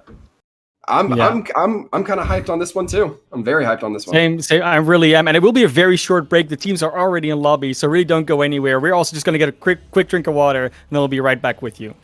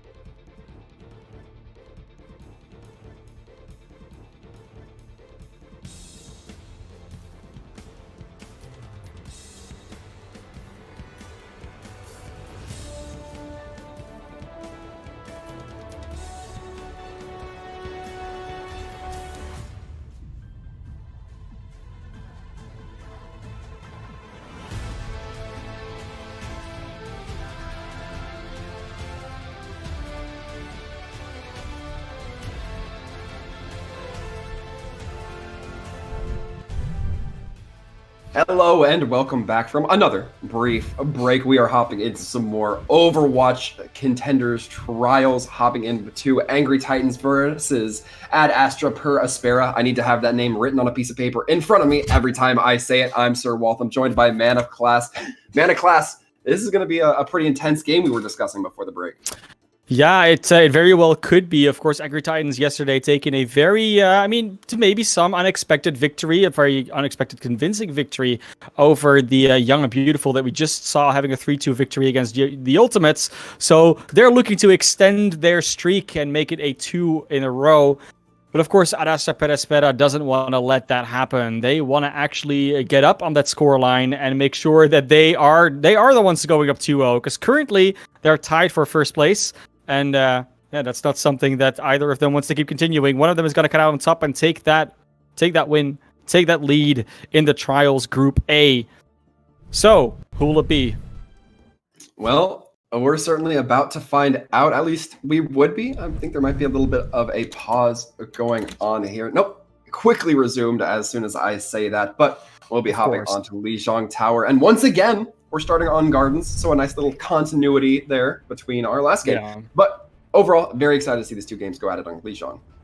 Yeah, and of course, when we see these rosters, no Angry Titans, we saw them play yesterday. I mean, we could have seen them play yesterday. We missed the stream, unfortunately. Same with Astra per Aspera. It's the first time we're going to see both of these teams play on stream for us.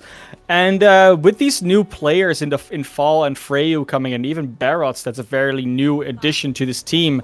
It's a new Angry Titans. They're revitalized after their last Contenders run, whereas at Astra per Aspera, they're still running a fairly similar lineup. They still have to show up, show that they can get to Contenders in the first place.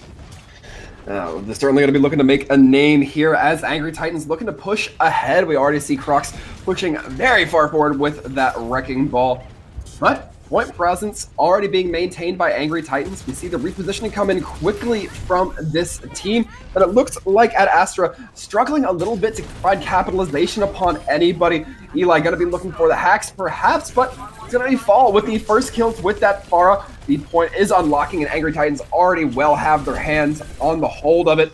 They're going to be getting that first point capture, and it looks like just like that at Astra are going to be backing up to regroup. And it's just teams learning from what Ball and Yezen are able to do unavoided. Boop people with the Wrecking Ball, hit them with the Pharah, just assassinate someone on the other team. And that was what Crocs and Fall were able to beautifully do together in that last one. As we look again, Angry Titans looking to push in as this rotation comes through from Astra. Ozzy going to be taken down rather quickly by a Pharah rocket or two.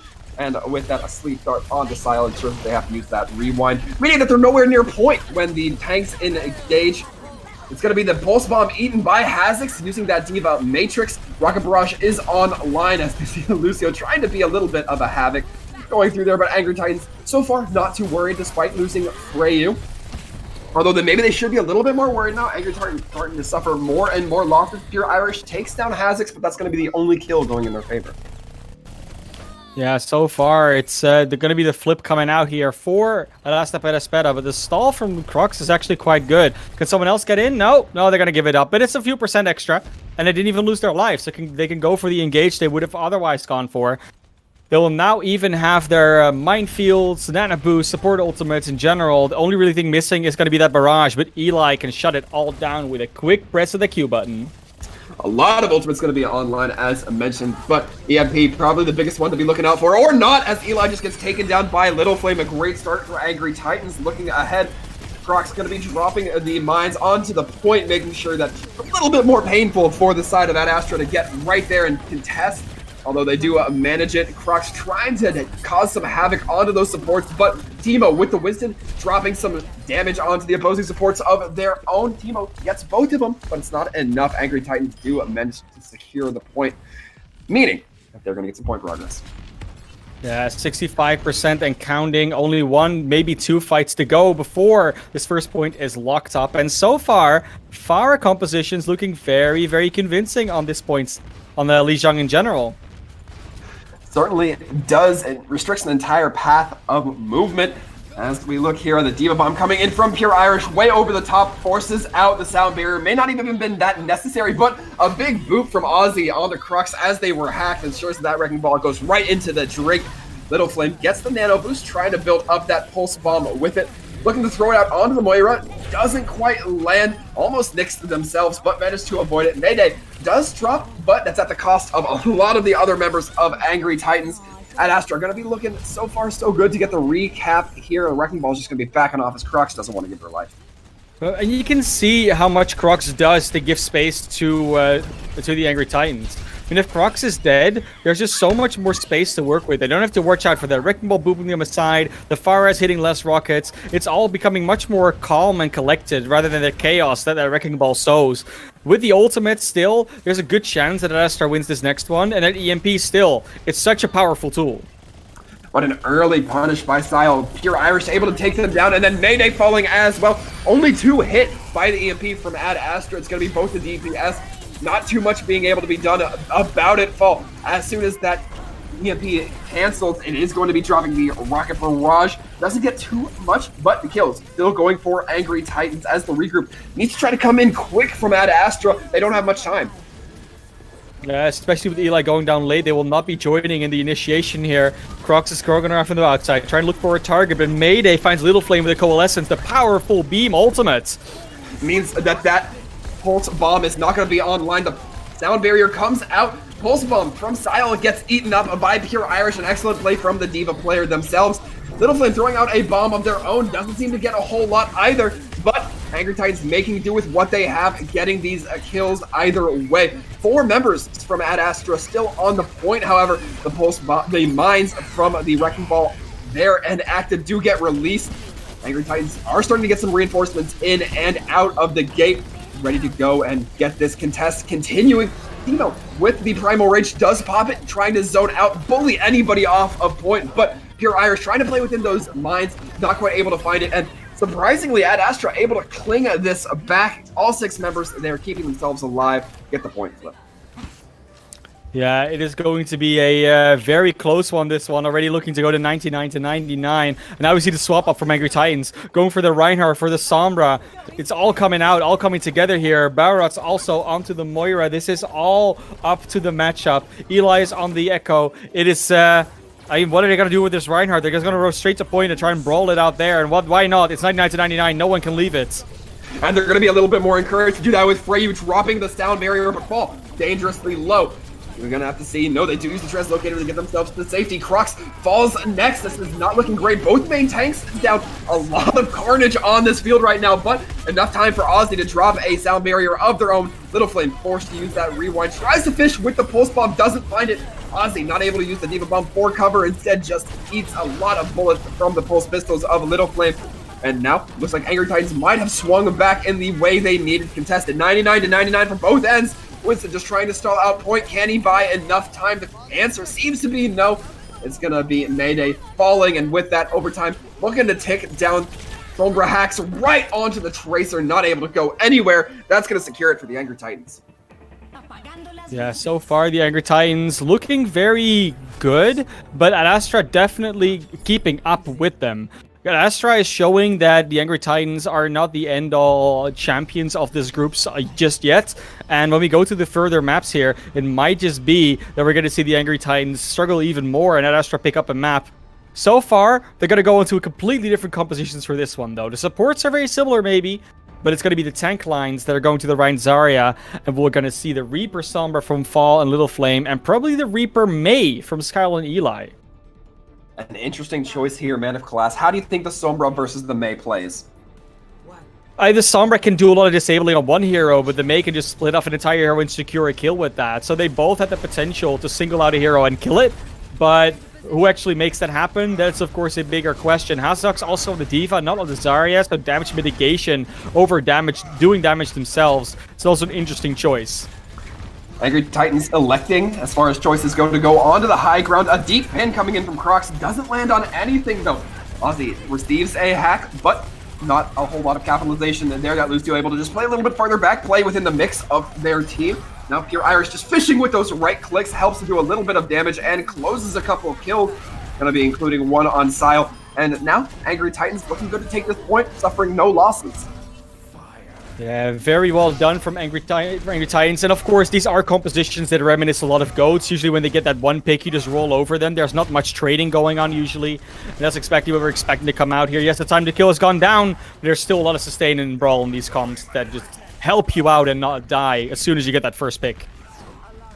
As we look ahead, it's going to be the Coalescence for both, and the Earth Shatter. See if Crocs can land a big value. Earth Shatter coming out, separated by the wall. It's going to be the Earth Shatter just landing onto Eli, getting focused down by both Coalescences, trying to be kept up or down depending on your team. But it looks like Angry Titans pulling up ahead in terms of manpower. Pure Irish, and he jumped on by the Reaper, but the peel is there. Everybody just murders that Reaper, allowing Pure Irish to walk away clean. Yeah, so far your Titans not in any trouble. They'll have all their ultimates aside from that Shatter and Coalescence, of course. They will have to run into a lot from Astra as well, but with that EMP, they can probably win at least one fight for free and then start using the rest of them. And look now, it's going to be Astra trying to just get their way to a point. We're seeing Angry Titans respect their space and give them the space that they need. We're seeing Little Flame creep in the back to the Death Blossom. Gonna be dropped right into the sound, or into the Gravitic Surge coming in. Little Flame actually managing to get 4 kills there. An amazing play despite Ozzy's sound barrier.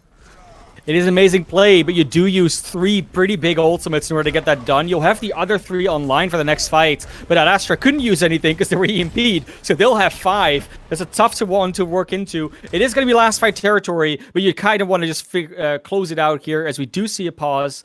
It's so far going very well for Angry Titans, but like I said, they just used a lot of ultimates. So this next fight is by any means in the favor of Astra Perispera. Aside from the positional advantage, they should be able to get at least 1 or 2 kills with a few of their ultimates.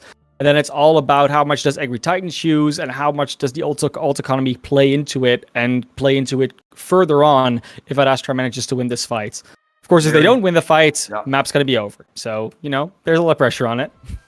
No pressure at Astra, but you have to win this one. But, there's this kind of understanding we have Man of Class that whenever the pause screen hits, there's always that opportunity that somebody disconnects. It doesn't look like it's going to be anybody disconnecting, just a called pause perhaps. But as this fight goes underway, the rotation from Astra goes through that server room, right, a little bit more directly towards point, but Fall right behind them, ready to go. Crocs dropping the Earth Shatter from on high, doesn't land onto anybody, but Teemo just getting overwhelmed onto that Reinhardt. The May drops the Blizzard to try to zone out, but it's not enough for Astra to get the point flip. Eventually, they will get it, and Sile now dropping a Death Blossom of their own to try to counter and secure these kills, make this more than just a one-off capture.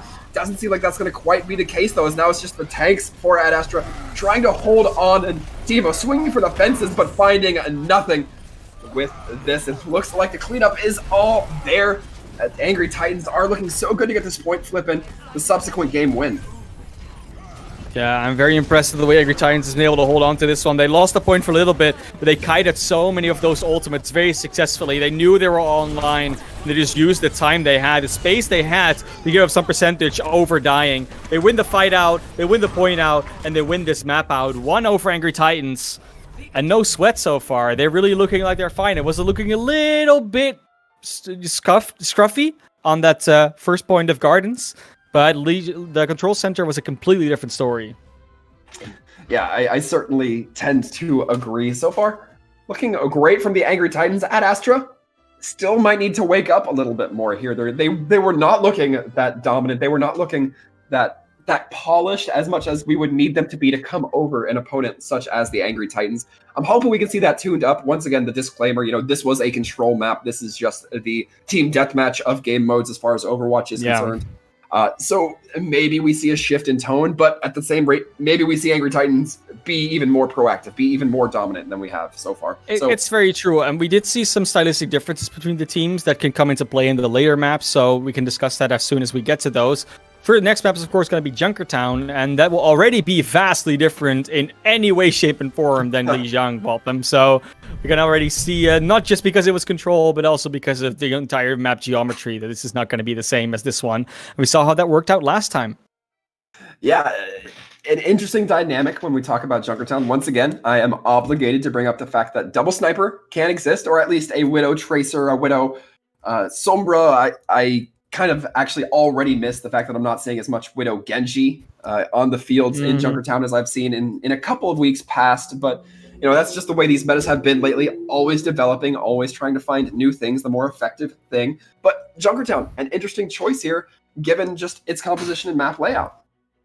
Yeah, of course. And the teams, you know, normally there's a lot of tournaments going on. They say like, oh, you have the map choice, they have the map choice. But this time around, everyone just has to play the same maps on every day. So whether it's North America later tonight, whether it's North America yesterday, they played the same maps as we do in EMEA at the same day, same order, same everything. That's why you see us not deviate from this map order and these maps, anyone who was wondering. And Junkertown is now going to be our map of choice. You said it. Double sniper is the thing. We saw it last series. I'm sure we're going to see at least one team try this series. Because if Europe is one thing, they're usually very consistent in what everyone runs. It's a very tight-knit scrim community. It's almost rare that a team has never scrimmed each other when they play each other in these tournaments. And that makes it a very interesting scene in general, because with all these players swapping rosters, it might sometimes feel like, oh, it's the same player, but now they're on a different team and they're playing against their former team, and then that happens. That's a very fun dynamic, because that also means that almost never you get the same teams that are on top. The only one that we've seen do that is British Hurricane. Everyone else has constantly been shifting, so that makes it super exciting. And with Junkertown coming out here right now, we see Wrecking Ball is the champion here. Don't think either of these teams are really set on playing him all that much on a map like this. I mean, I agree. We're probably not going to see Wrecking Ball, but give me Kelvin 500. That's what I'm rooting for, all right? I see Wrecking Ball gets top billing. You need to support my man Kelvin, all right? That's all I'm going to say on that topic. Highly in support of the Australian death matches that they have going on here. But as we look ahead, we're seeing the Ryan Zarya come out. We're seeing the Sombra Reaper come out. The Lucio Moira. How do you interpret this? Angry Titans going for the spawn hold. We saw Young and Beautiful do it before. They went with the Widowmaker on Yona instead of False Sombra here. But that's it's still a good composition. They can actually go even harder on that spawn camp now. And on the other side, we so far see the Sigma Zarya. I don't think they're going to stick with that. I think they might either go to a Reinhardt or a Winston or something like that. But it's possible. Oh, it's Wrecking Ball. It is coming out. Oh, Teemo going to be hopping on Hog and Ball as we... It looks like a ladder game at this point here, Mana Class. At least my ladder games. We're looking here, leaning in an early hack, trying to come through. Doesn't really succeed. And Angry Titans getting a good first hold, but not as many kills as you might want. Little Flame receiving a hack, trying to just bobble around, not take too many rockets, and the kills will come through for Angry Titans, and so far their forward hold has been successful. I mean, Angry Titans doesn't have to actually get kills here. There's two jobs they have. Don't let the cart move, and don't die. Whatever else happens, happens. It really doesn't matter as long as they can do those two things. I couldn't have said it better myself. They're just very dual-minded right now. It seems to be working out for them. The Coalescence going to be dropped by Freyu to help keep them alive. One of those tasks that we mentioned earlier. And Teemo getting blocked from spawn. Crux making sure that they can't get back in. Eli also receiving a hack. Going to be easy pickings for the remaining members of Angry Titans, which I guess is the entire team. Yeah, and the good thing about it is that Angry Titans doesn't want to just stick in one building. They do play it into the two objectives. Don't let the cart move and don't die. But they do it in such a way that you can't just have a Pharah spam rockets into a small room. That you can't just have that spam damage come out. And that's why you see that Astra Perispera cannot just swap up a composition and try and do it. They have to try and find value out of this. They almost have 6 ultimates online, but Angry Titans has been building the same. They've also been there. They're also getting value, and Fall can shut them down just as much as Cal can. We'll see which Sombra comes out with a stronger EMP, if that's going to come out in this next fight. You got to expect that the EMP is going to come out, and it lands 5 for Fall. And it's certainly looking like the cleanup is going to be there for Angry Titans. Hazik's on that Hog getting caught out, making them slim of pickings, meaning that pretty much now it's the EMP in the hands of Astra. We always talk about setup versus chaos, and Angry Titans with the setup is just very strong. They know how to play this. They've practiced for this. This is not the first time they've done this. I can promise you that. And the EMP does come out from Style. Eli trying to drop the Rocket Barrage on top of it as well. Gets hacked out, but the damage may have already been done at Astra.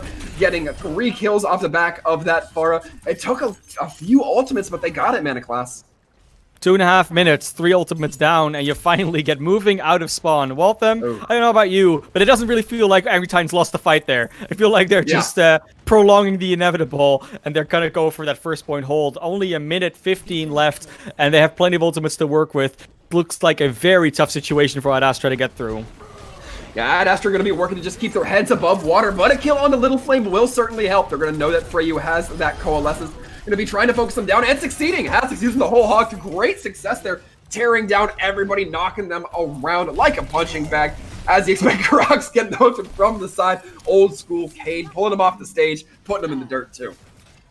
It's easy to knock them around when you're on that ball. Yeah, that's exactly what happens there. Teemo, unfortunately, just back on that ball, just making sure that the life's miserable. And now they have space to work with. It's so hard to fight against it. There's another recontest from Angry Titans, though. But Crocs goes for the Earth Shatter, and Teemo manages to clip him with a few of those mines, meaning that it's not over for the side of Astra. Although Little Flame does drop the Death Blossom and close the kill onto Hog, it's certainly looking a lot better. The res onto Mayday tries to ensure that Zenyatta can stay online and increase that damage, but Little Flame just finding them out once again. This Reaper is so instrumental in this defense right now. They just plant him on cart and get the success. Yeah, so much damage versus Teemo as well. And especially if Teemo is hacked. Sometimes it just comes out, and hacking the tanks will just give Little Flame all the free damage that they can pull out. Don't get off the cart. Make sure it doesn't get pushed in, but otherwise his overtime will just push down. That is Angry Titans holding on point A. We saw it earlier from Young and Beautiful, and with a very similar strategy, they're able to do the same thing here for Angry Titans. Yeah, Angry Titans, I would go ahead and say looking a lot more successful on that first most forward hold. I mean, you said it, 2.5 minutes. 2.5 minutes was incredible in terms of that first point hold. Yeah, it would have been more incredible if they actually managed to do that for 4 minutes. Yeah. But that's virtually impossible because that respawn is so close. One kill will just open everything up for that attacking team. So 2.5 minutes, more than impressive.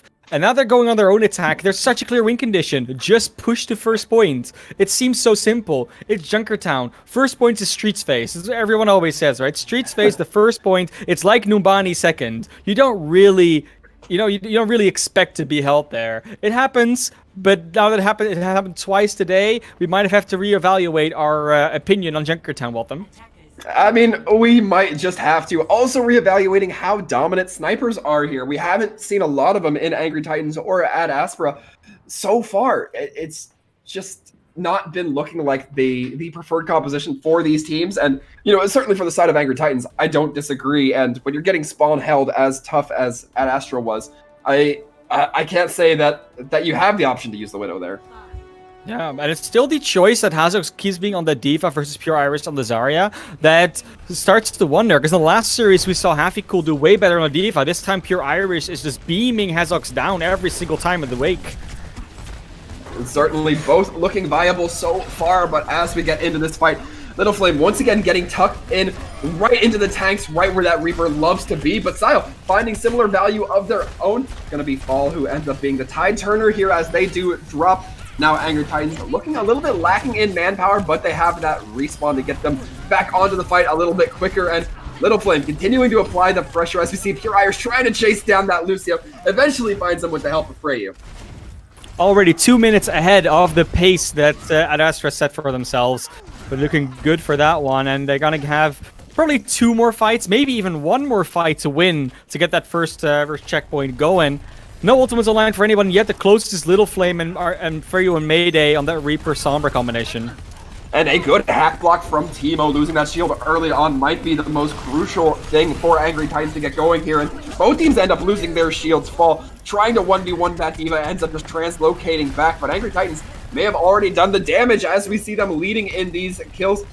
Ozzy trying to just stay alive as that Lucio has to get a little bit of that Coalescence healing from Mayday. And now the backup from Ad Astra might have just nailed their own coffin as they're now stuck in this tight tuna can. Left with Little Flame's Death Blossom. Gets one rather, but the kill is returned in favor. Now it's just going to be as much stall as Ad Astra can try to grab right on the point. Teemo gets locked down, and with that, it's going to be Angry Titans taking the second map of the day. And after such a long series, that 3-2 we had just now, this doesn't seem to be going to be a long one, Waltham. Nope. 2-0 advantage, and it's getting more and more dominant for Angry Titans as we go through the maps. Next map, of course, is going to be that Assault, the Anubis map. That can take a bit longer. It is usually a map where teams can really bring it back into a series, get a draw, get a victory, but that Astra has to do a lot of work in this before this next map in order to actually bring this back and try and come back into the series. They certainly do. I mean, when you're in this situation as a team, you have to consider the fact that not only do we just need to, win one map to get our mental right, we need to have the position, the mechanical skill, the team communications, everything that you need to win. You need to have that for 3 maps. And yeah, in this tournament, we talked about it a little bit earlier, map choice doesn't matter because there's no picks. But add that onto the fact that, you're factoring in the mechanical, the teamwork, the communications, the ult tracking, everything that needs to be there for Ad Astra needs to be there for 3 games perfectly at a level they have not yet performed at. No, definitely not. And I said it before, there's a little bit of a stylistic difference between these teams, and it really shines through in the way the tank lines play. You really see that Crocs and Pure Irish together on that Reinhardt Zarya or on the Reinhardt Diva, depending on what they play, are really looking very coherent. It's the same as what we saw in the last series, where Hafiku was always able to help out their front line and their back line sort of simultaneously, and Pure Irish is able to do the same thing. Whereas when you look at what Hazox is doing on their Diva pick, a lot of the time they'll expend so much of the defense matrix sort of eating up not really the important damage, and then when it's run out, they just get run over. They don't really manage their cooldowns appropriately, and a lot of the time that's capitalized on by especially that Reaper. Little Flame is able to get so much free damage in at distances where they really shouldn't be able to because of that defense matrix, and they aren't punished for it. Little Flame is able to flank in, to get in and get the damage done because not only Hazox, but, partially Hazox is just not able to stave them off enough. Yeah, it's a lot to ask if you are going to, be playing that off-tank role. The peel kind of tends to become the biggest aspect of it, unless you're just hardcore fragging out. But, no matter what off-tank you're playing, at least the 3 immediate ones, Roadhog, Diva, and Zarya, you have to have your abilities be used to support your team, right? You have to use the hook to pull, whoever might be near your Ana. You have to use your bubble to prevent any damage that might be going on to her. You need to use the Diva Matrix to eat anything you can. And it's a tough role, but it's one you have to accept when you're in that position. Yeah, and in a lot of ways, we saw players, especially Diva players, really move to a more of an off-angle style, where you wouldn't stay like in the middle or on behind your team, but you would stay slightly to the right or to the left or above or below them, so you can sort of have the overview of the fight. Where is my matrix needed? Where am I needed? And you didn't see that really happen from Hazox. Oftentimes, they were sort of glued to wherever Teemo was holding, and that's fine if you play Zarya. Zarya is much more able to do that, but if you're a Diva, you need to have a bit more of a swivel. You need to spy check, you need to make sure the flanks are covered properly, you need to make sure your supports are fine, and whereas Lucio and Moira are very self-sufficient, you can still be able to help them out and make sure that they don't have to react to anything, but it's you preventively reacting to it already. So now that we go to Anubis, where both these teams are actually going to swap up a few members. Actually, I say that, not going to swap anything. We do see Hazox go over to that Zarya again. Zarya has to be a different pick. I think their playstyle does seem like they're more comfortable on Zarya, and playing against Pure Irish could be a more interesting matchup as a result. There could be a much more even one, and starting on the defense as well, it could just net them a very comfortable position to start off with. We'll have to see as a quick rotation comes through from the Angry Titans. They're able to get into that room, get the health kit. Well, they would be able to, but it is hacked. The brawl immediately going underway. Ad Astra loses their main tank, and half their team already right out of the gates. First engagement. This is already not looking to be a great match for them. Yeah, so far, Pure Irish is just going to be able to run over them with that Zarya. Even ult charge, though, between them and Hazox, it's really Teemo that couldn't get anything done because they went down. And now Crocs is going to have that Earth Shatter very early before anyone else gets anything online. That's very good. That's very valuable because they could just open up a fight, get 1 or 2 kills, and just snowball these points. Angry Titans trying to go in for a rotation, but Teemo leads the charge and catches them out. A big Earth Shatter comes in, landing on the 3, including both the supports. Ozzy gonna be the only one walking away from that alive. Paul taking a brunt of damage, but it's looking like Ad Astra manages to hold themselves together. No quick turnaround for the Angry Titans this time around. I really like that's what I call a beautifully suicidal play, because essentially what you're doing, you're going so aggressive that all you have to do is get 1 or 2 picks, even 1 or 2 trades, and you'll probably be fine because it's a 2 CP map. You don't have to win a 6v6-0, you just have to even out at worst, and then you're fine. Certainly looks like Ad Astra leading into the map type a little bit here, as we see them now trying to catch the rotation once again. Looks like they're just going to be anticipating it coming out of that right side near the spawn room. Little Flame leading the charge with the Reaper, trying to just pepper in some damage with those Hellfire shotguns. Fall has this EMP, will keep eyes out, see if they utilize it right out of the gates, and the rocket or the grab comes out, doesn't, only lands onto 2, only lands onto the tanks, and Crux taking a beating right now, has to be kept alive by the Coalescence, and they will be brought up to partial health at least. The Death Blossom from Little Flame gets dropped dangerously low. Eli able to clean them up as that Reaper is stuck in the animation. 1 tick already given up to the Angry Titans, but so far it looks like Ad Astra winning this fight. Just a few members of Angry Titans still on point, but 2 ticks basically given up to it over to the Angry Titans, and right now Ad Astra might be beating themselves about that. But Astra was really able to split up that fight quite well. They actually were able to get Little Flame alone, trying to Death Blossom 2 and then spawn. Then they got Crocs underneath the point, trying to go for that mega health back, but this got hacked up and taken out because, I mean, you know, Teemo had the help of Mayday, so they just got healed. And there was a few other of those instances that happened across the map. So Angry Titans need to stick together, be able to stick together and fight that fight against Astra Paraspera, and not all fight individually against the members of Astra Paraspera. We're seeing the Death Blossom get dropped by Sile as an initiation into this. It does push back the side of Angry Titans, knowing that that Rhine Shield is vulnerable, but it opens up Ad Astra to get a big EMP onto them. The sound barrier is there from Ozzy, but it's not able to heal enough. The return EMP comes out, but it might be a bit too late. Ozzy and Sile trying to claim some kills, but Pure Irish has Ozzy's number, locking them down, turning their targets to Sile as well as Mayday now, looking to try to burn them down with that Zarya laser. So far, seeming a little bit successful, but the respawns have come in for the side of Ad Astra. This is where the Angry Titans need to back out and realize this is a fight they probably can't win. Yeah, at least they don't lose members on the exit, so that means it's just a soft reset, and they can just go straight away back into the engage. They have to be careful for those tank ultimates, though. Ooh, and be careful of the grab. Hazik's hanging up half the team for Angry Titans now. That is just basically 1.5 long fights. Little Flame off in the corner, barely able to walk away, but trying to get chased down.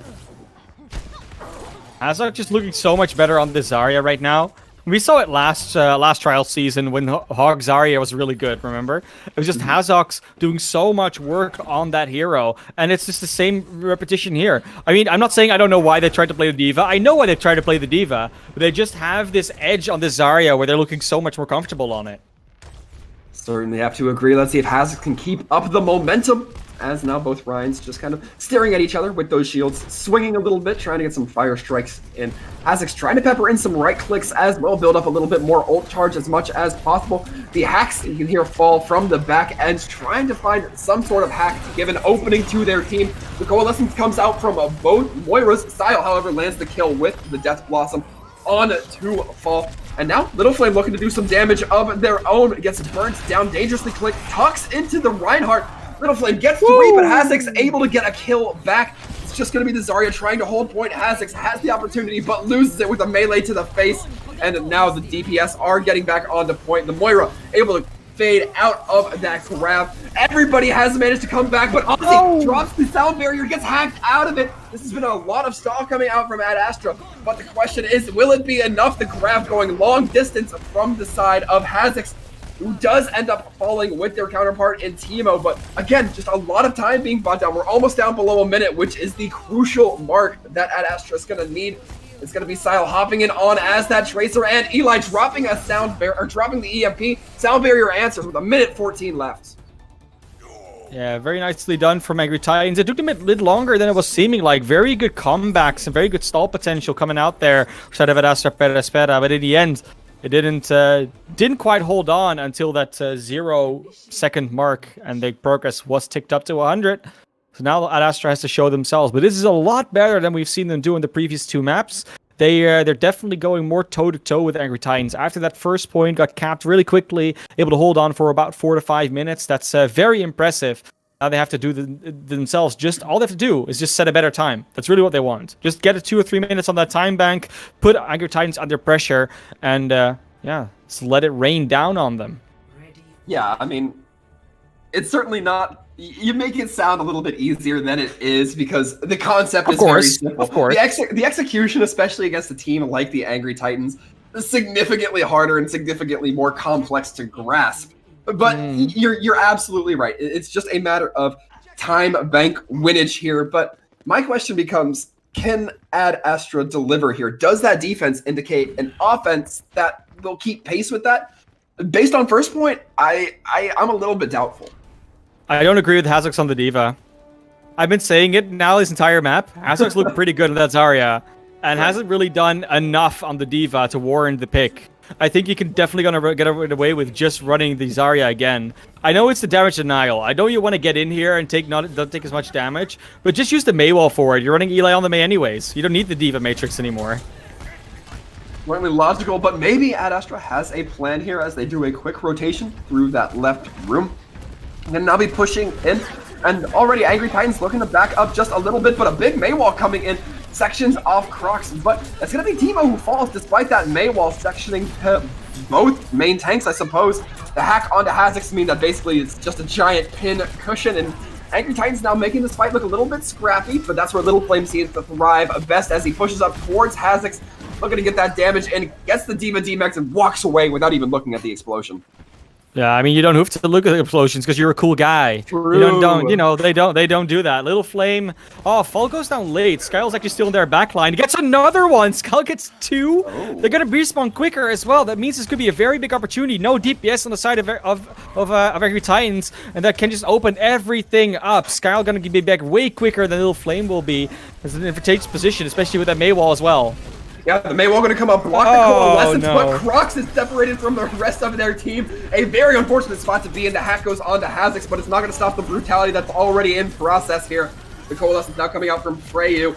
It's going to be Pure Irish taken down next as Ad Astra looking to just get on the point and get this damage done. The swings trying to come in, Nick, although not quite finding too many targets. It looks like Angry Titans are going to back up, surrender the point at least until they get a full regroup. Little Flame still peppering from the top.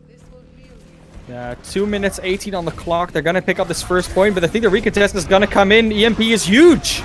EMP is huge, lands on the Timo, and with that, the Death Blossom comes in style, immediately getting a little bit more value for their money, though, however, as they do find Freyu. Little Flame receiving the Zarya bubble, definitely want to be kept alive there. So does Sile, as the Coalescence comes out from Mayday. Mayday going to be working to some success, and now Little Flame caught in the backlines as that point gets captured. Oh, we've seen this one before. Late deaths after the point gets capped. Can they get back to quick enough? They're not on the dive comp, so they're a little bit slower.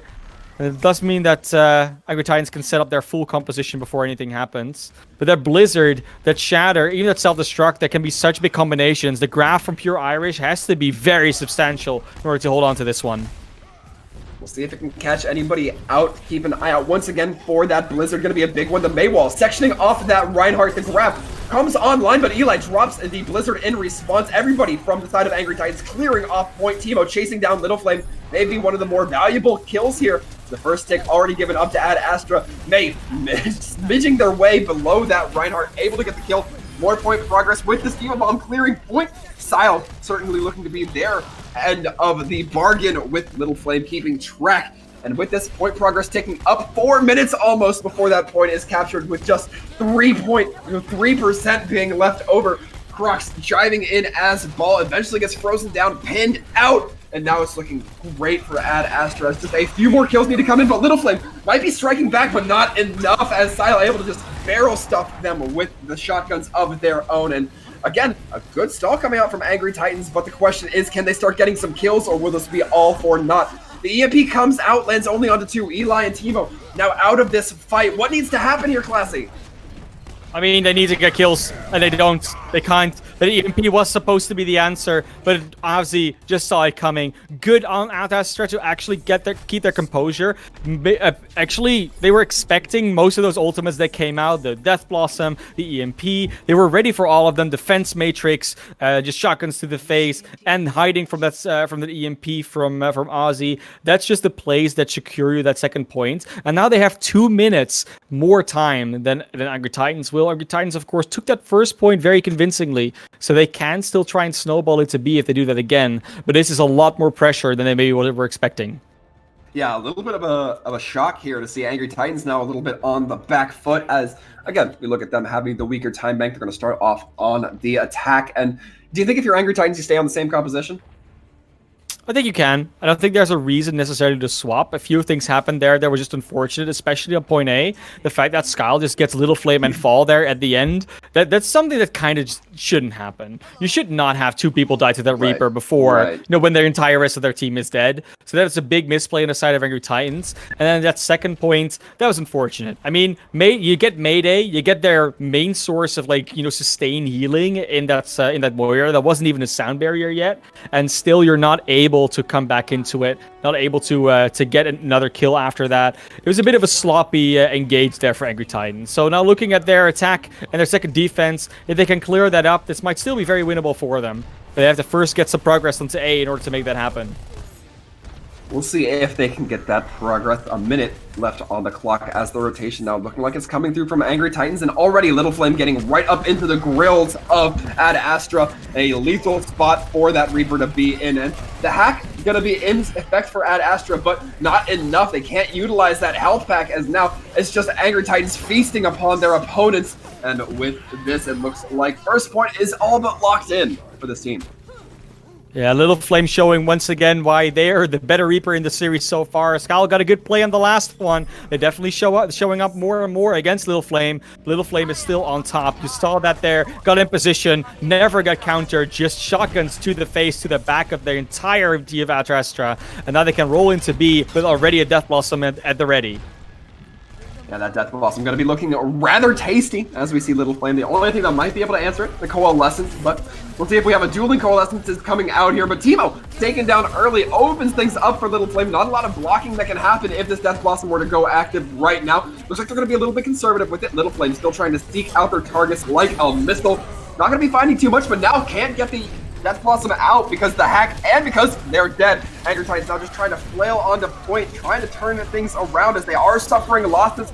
Ad Astra making this fight look pretty good for him so far. The exchange in grabs ensures that things are going to go a little bit more favorably for Angry Titans, but not favorably enough. The Earth Shatter goes out. Timo not hitting anything, but a big deep pin onto Freyu. Freyu not quite expecting that one, as Pure Irish, Barretts, and Little Flame going to be the last ones on point, but the Diva Matrix coming out big from Hazix, able to deny so much of that damage from Reaper. Excellent awareness there. But now, it looks like Angry Titans might have started getting the kills that they needed. It's just going to be the Wrecking Ball and Lucio on point with the Fall trying to get this EMP in and trying to get some effect with it. They land on the 4, but Ozzy going to have Sound Barrier off by the time that it wears off. Mayday gets a kill of their own as well, and now things are just looking like pure cleanup from Ad Astra.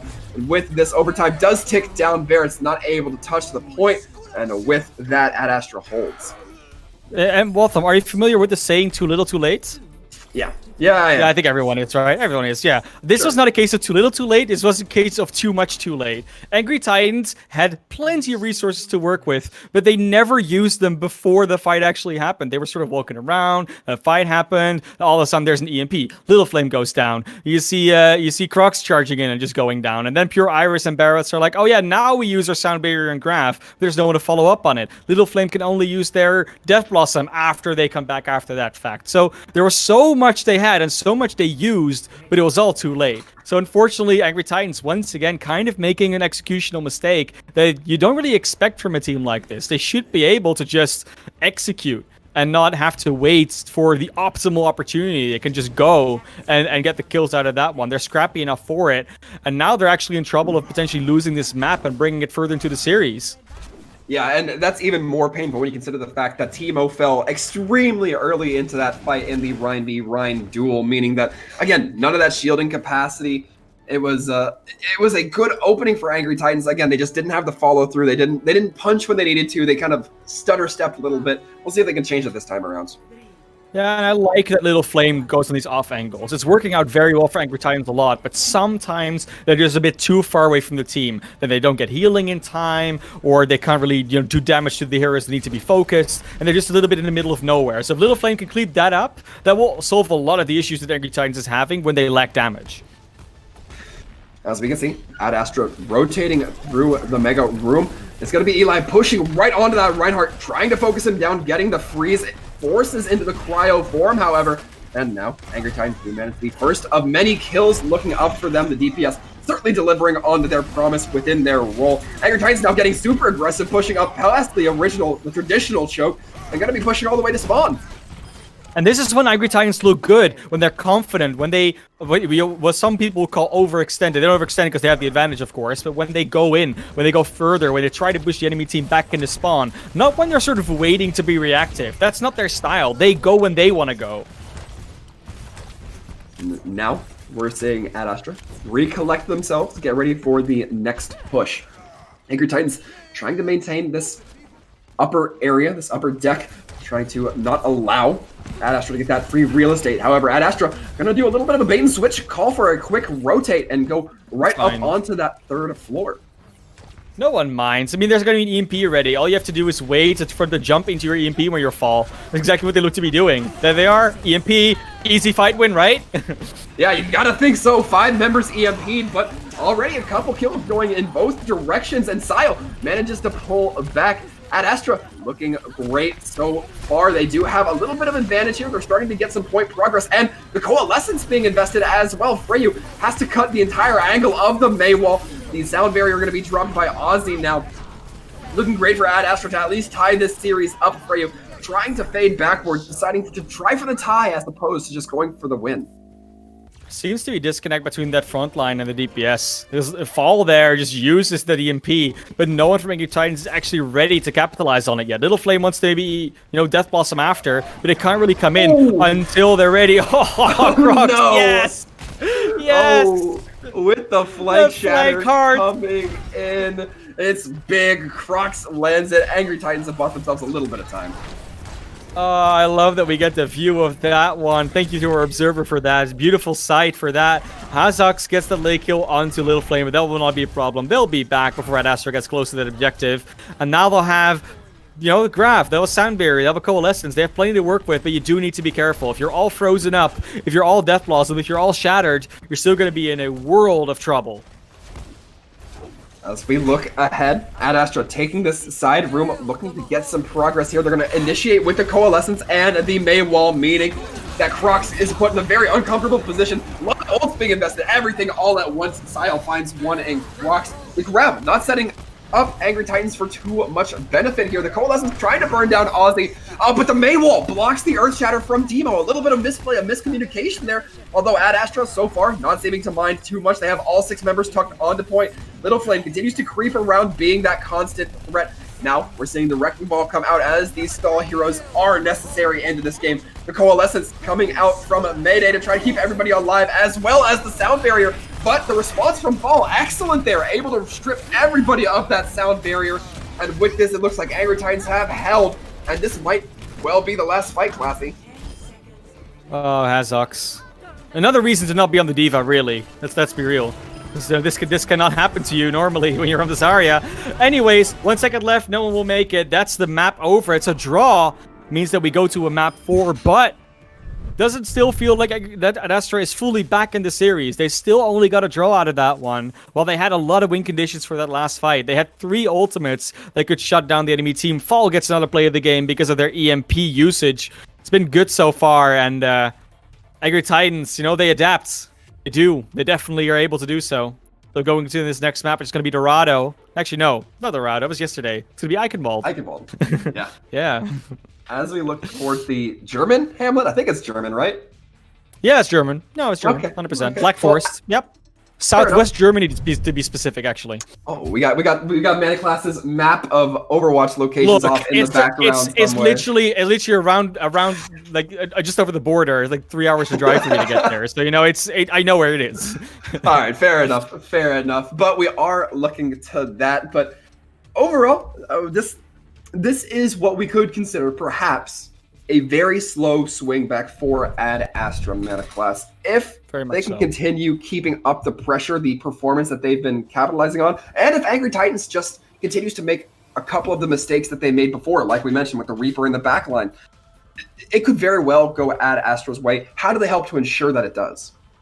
Well, so we talked to Skyrippa after the last game, right? Where they say we're sort of playing against ourselves. If we start to lose fights, it's mostly because we lose to ourselves. And I kind of feel like that's that same thing that's happening to Angry Titans here and there. I'm not saying that Ad Astra is not good and they're not capitalizing on mistakes, that they're making their own, plays correctly. But a lot of what is happening currently for Ad Astra all is coming down to Angry Titans sort of defeating themselves with either a mistimed EMP, a Reaper being out of position, Skal just somehow getting 2 plays. Like, it's good that Skal gets them, but Angry Titans lets that happen to a degree as well, right? That's DPS missing shots or being out of position, and Angry Titans.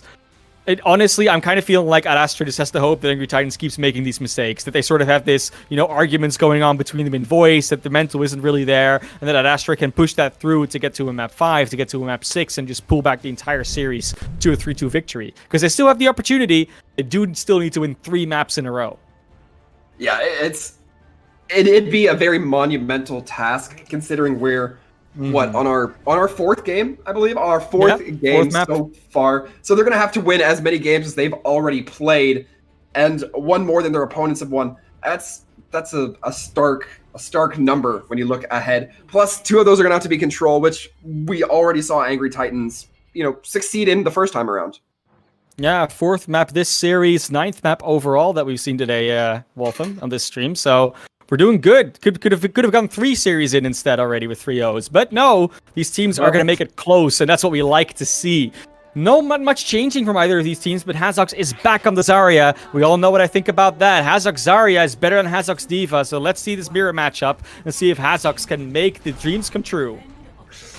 As we see Eli try to creep around in the back, build up that EMP as quickly as possible. Not going to go for the easy kills or go for the kills, just building up that EMP. But we see Fall trying to push up as well and gets caught out, has to translocate away, and now the side of Angry Titans is down a member, at least in terms of proximity. But Sile getting sent to a further proximity all the way back to spawn. Fall again having to translocate out, but just a little bit of bait for Ad Astra to try to wrap around and regroup themselves, and it looks like they're folding on first point already, waiting for that full recontest if possible. No, they're just going to give up. No trouble, Icon Ball point A. That's exactly what you like to see if you're Angry Titans. Going forward without halting so far. Little Flame on the Reaper has been the threat to deal with. So far, that's the one that's really making the difference. And again, they're behind the enemy team, not getting hacked. Wraith forming out in time and just jumps up the Teemo. Yeah, Little Flame is looking like a wrestler right now, bouncing off the ropes, getting the headshots, the 360s, the 180s, whatever you prefer. Absolutely tearing it up on point. Again, I said it before, you get that Reaper planted and he's a huge threat. Yeah, it's not quite John Cena, but it's awfully close, isn't it? It's definitely... definitely from the top rope. It's Little Flame, but right now, the ultimates are in favor of Angry Titans naturally because they won those first 2 fights. Will now come in with 5 minutes, already halfway through point B. They're looking to make this map their home. And of course, Angry Titans, German organization, so wouldn't it all be surprising?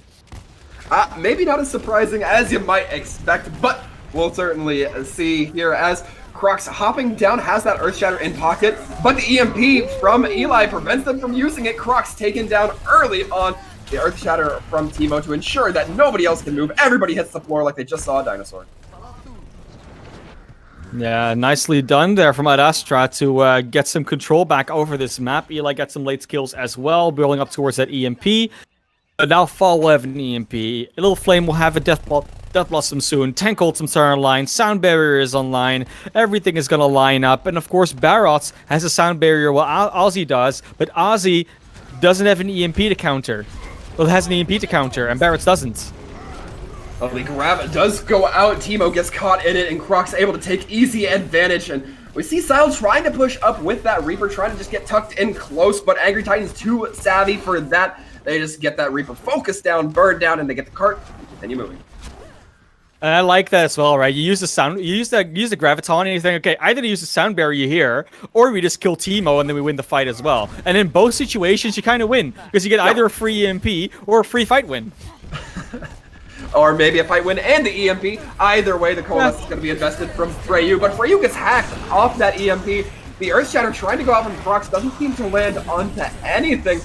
The EMP from Fall, however, looking a little bit more proficient as it gets 3. Now the fight going in favor of Ad Astra. Hazix on that Zarya. I'm sure you have some stuff to say about that, man, class. Oh, I definitely do. I mean, you get EMP'd, but Hazok, you get an EMP off as a team, but Hazok still gets 4 kills in that entire fight. I mean, I can tell you one thing, that a D.Va couldn't do that. D.Va could not get those kills there because Hazok was full charge, full beam, and just mows everybody down with that laser. And yeah, now they'll have an EMP. Barrels doesn't have a sound barrier. This should be the only ultimate that really gets used in that fight. And it should be an easy fight win as a result. But we saw before in Anubis, an EMP doesn't always equal a fight win. It certainly does. Now we'll have to see how Eli sets it up. Gets just the tank line, but will that be enough? Crocs dangerously low, can't shield themselves, can't receive any Zarya bubbles. Because of that, it's going to be easy pickings. And Ad Astra now in a decent spot.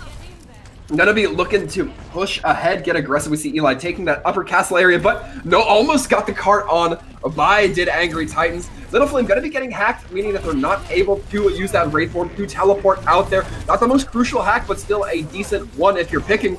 And now we're gonna be seeing the Coalescences come out from both sides. Little Flame getting hacked out of that Death Blossom. And it looks like Angry Titans good for this fight, despite the Coalescence going into effect. So far this game has been much more about the Gravitons than it has been about the EMPs. Yes, the EMPs help secure fights. Yes, the EMPs get value every now and then. But the Gravitons seem to be way more instrumental in just getting 1 or 2 targets and making sure those go down. We're now looking ahead towards this 3rd point. We see Fall tucked into the corner, immediately gets spotted out and has to translocate away. You're gonna be Pure Irish trying to get the cover in, and the Earth Shatter comes in from Teemo, but it's actually Angry Titans who capitalize upon it. Crocs got their Shatter off as well at the same time. So like they blocked out the Teemo and then got their Shatter in, so everything could get cleaned up. Beautifully played, nice counter Ryan, and now you'll have an EMP advantage. These both have the sound barrier, but this is looking like an advantageous position for Angry Titans, and they're so close to last. 2 minutes 45.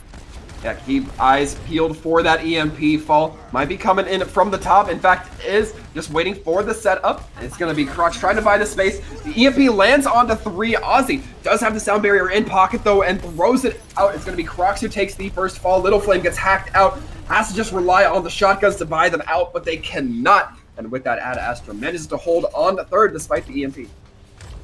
It's another EMP from Angry Titans that doesn't find any purchase. It hacks a lot of targets, but that sound barrier on Icon Ball 3rd, it's so easy to hide for a Lucio there. There's so many walls and nooks and crannies to get in and out of. So not at all surprised that was countered. And that's why you see Barrett's holding onto their sound barrier. They were expecting Eli to come maybe in with an EMP as well, and now they're the ones that have to hide. As we see Little Flame once again leading the charge here, not letting their tanks take the damage. As Crocs now getting up there on the corner, ready to rain in. That does open up Eli for an opportunity for a hack, though. The Death Blossom comes in from Sile, doesn't land on too much. The grab goes out, and the Death Blossom from Little Flame now to respond. Crocs throws out the Earth Shatter, doesn't find anything with it. And this is looking like a very kind of dirty fight here, Mana Class, but it's one that the Angry Titans are happy to take. Yeah, and they're missing 1 player, but they will be back in time for this next fight to start. This is just a scrappy cleanup. Can they complete the map here? Well, Fall is at least not going to be distancing it right now. The EMP goes out from Eli. Angry Titans trying to swing for the fences with the Crocs, but he gets burned down. Now 3-4 members apiece here for Ad Astra and Angry Titans. Little Flame kept alive by the skin of their supports team here. As it looks like Ad Astra managed to repel this attack. And it keeps happening in an advantageous position where Angry Titans should just be able to, you know, get a collective, just beat together as sticks and clean up that entire point by focusing targets. They lose members unnecessarily. Fall goes down in a weird position where they shouldn't be. Crocs goes way too deep into spawn and gets taken out. And it keeps on happening that these members die in weird places in these cleanup fights. Angry Titans cannot afford to keep doing this because they just won't complete the map at this rate.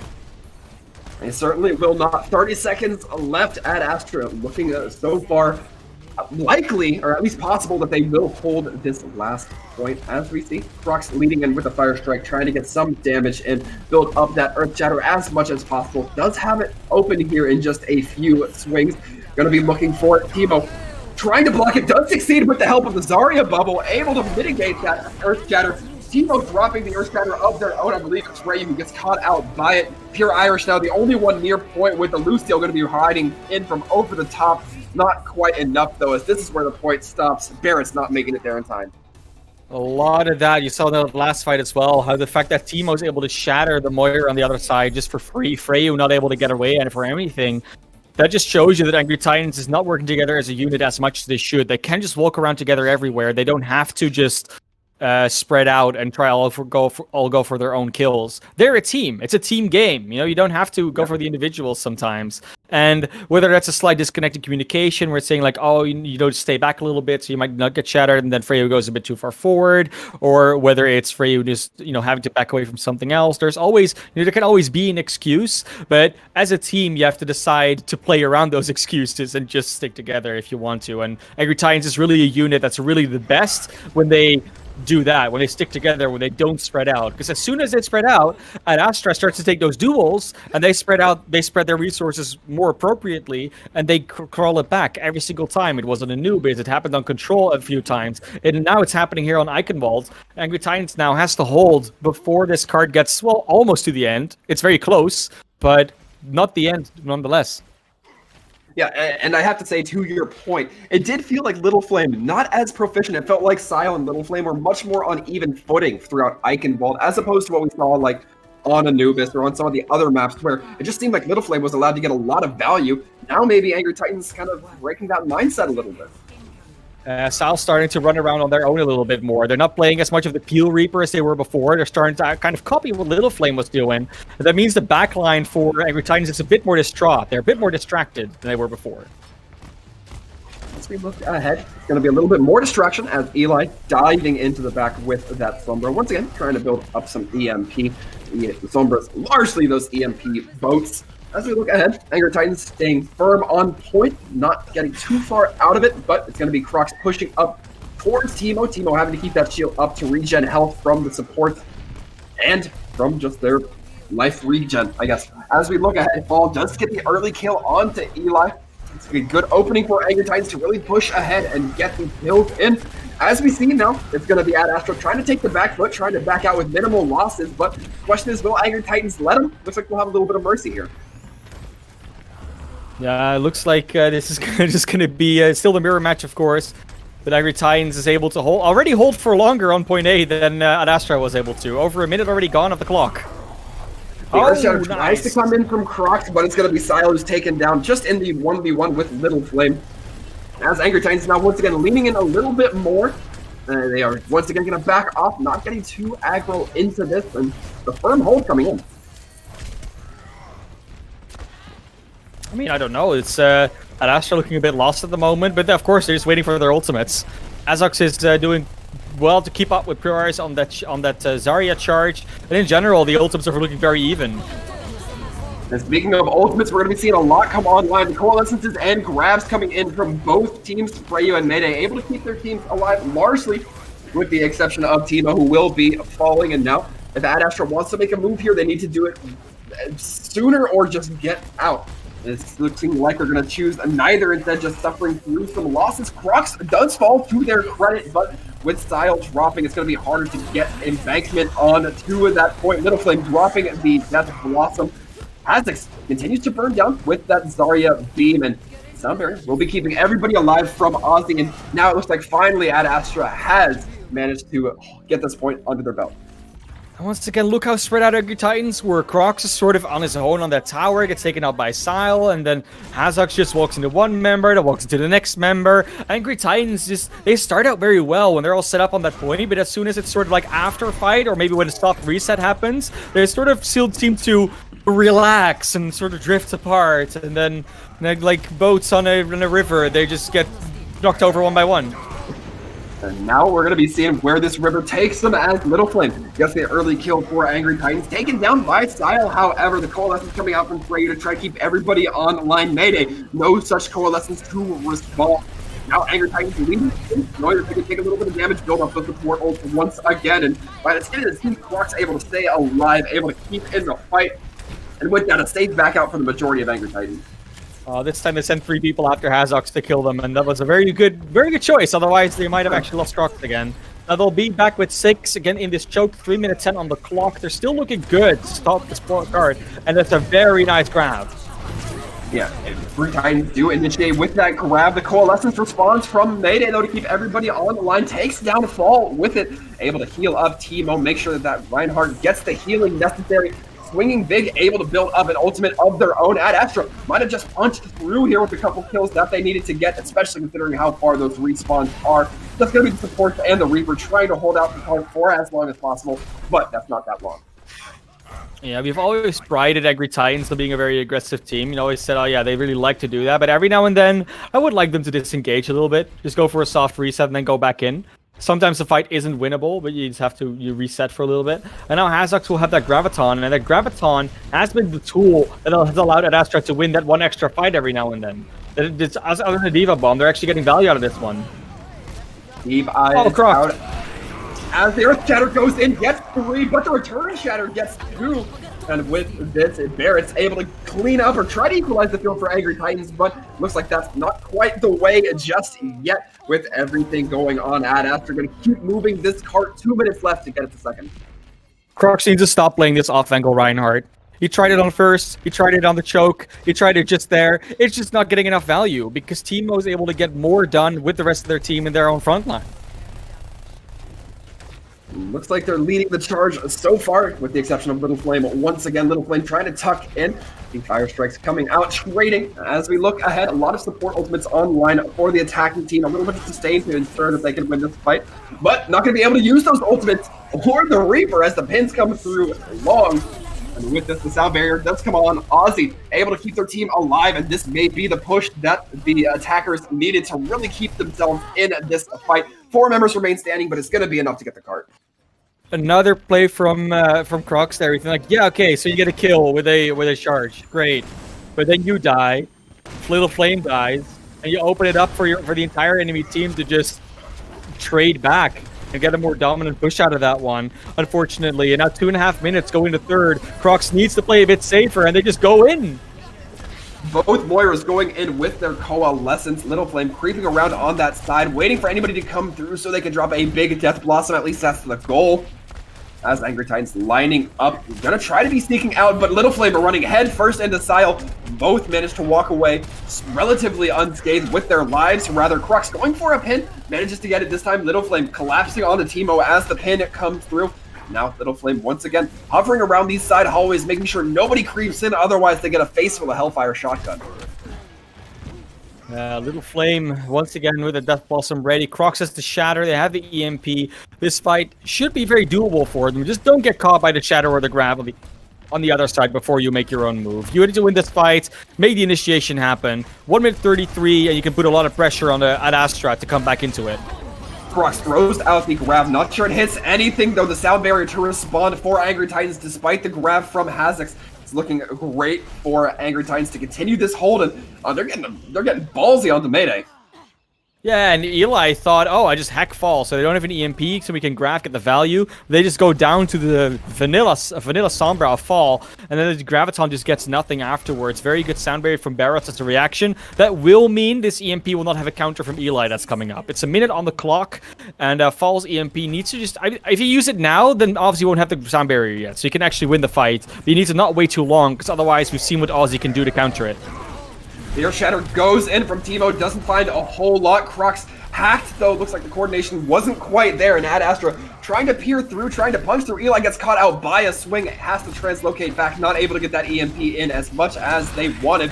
Silent drops the Death Blossom, tries to get knocked back by Barris, who manages to walk away with barely any health left, and Angry Titans now swinging back with some kills of their own, but the focus is there. The grab gets thrown out. Pure Irish trying to lock somebody down, does get Teemo, and now Angry Titans still in a very good spot to hold this, and any kills they can get on the stagger is great business for them.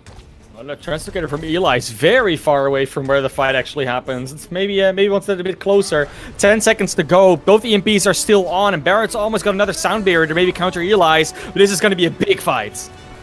It certainly will. It has to be for both of these teams. As we look ahead, the swings coming in from Crux, trying to isolate anybody they can. It's not going to be successful, however, as Sile does find them out with that Reinhardt. Sile managing to find a second. Now no tank line available for Ad Astra. And Sile continuing to go on a rampage. No tank line for Angry Titans, that is. Continuing to go on in this rampage, tearing apart now the support line of Angry Titans. Angry Titans have maybe one more stop here. Yeah, but Astra had to use that graph for it. Angry Titans use nothing. They will come in with their own EMP. They need to shatter. Both support ultimates. They have tools to defend this with. But are they going to decide the series here, or is it going to be a map 5? 3 members apiece hacked by EMP, and so far Ad Astra getting the advantage with these kills. Overtime going to be burning down faster and faster. Brayu drops the Coalescence, trying to keep their team alive, knowing that this is their last stand. Mayday going to be responding with the Coalescence very soon as well, trying to focus down Crux. Eventually does with the help of Ozzy. Timo, Earth Shatters from underneath the cart, manages to sweep 3 off their feet. The swings are now big. It's looking all for Ad Astra. And now this might be the slow swing back we were talking about earlier, Mana Class. Little Flame going down there is just the nail in the coffin. That's the one they needed to not lose. He does so much damage in these fights. And Pure Irish just cannot stand up against the combined might of Sile and Hazox. And Hazox actually getting to play the game for this one. I've said it before, I'll say it again. Hazox, please keep playing Zarya. It's just better. And I'm not saying that D.Va is not a good hero. I'm saying that you're currently performing so much better on Zarya that you don't even need to play the D.Va in any situation. We're gonna go to Control next. It's gonna be Nepal again for map 5. And once again, it could be the last map, but could also be the route to map 6. And map 6, we haven't seen it today, would be a novelty, but at least we've seen the 10th map come out today already. So yeah, it's been a good day. Yeah, I gotta be honest with you, Mana Class. I'm not sure if my vocal cords can survive this, but we're gonna pull through, you and me. We're gonna give it our best, just like these players are, because at Astra, if they can hang on, so can I. Yeah, 100%. We're going to take a very short break here. Players, of course, have also been playing for a while now. Is going to take a quick sip of water. We'll be right back with you for the next one. It's going to be Nepal. Map 5 is a series that's going to be decided. Or we're going to go to map 6 afterwards. You'll see it after the break.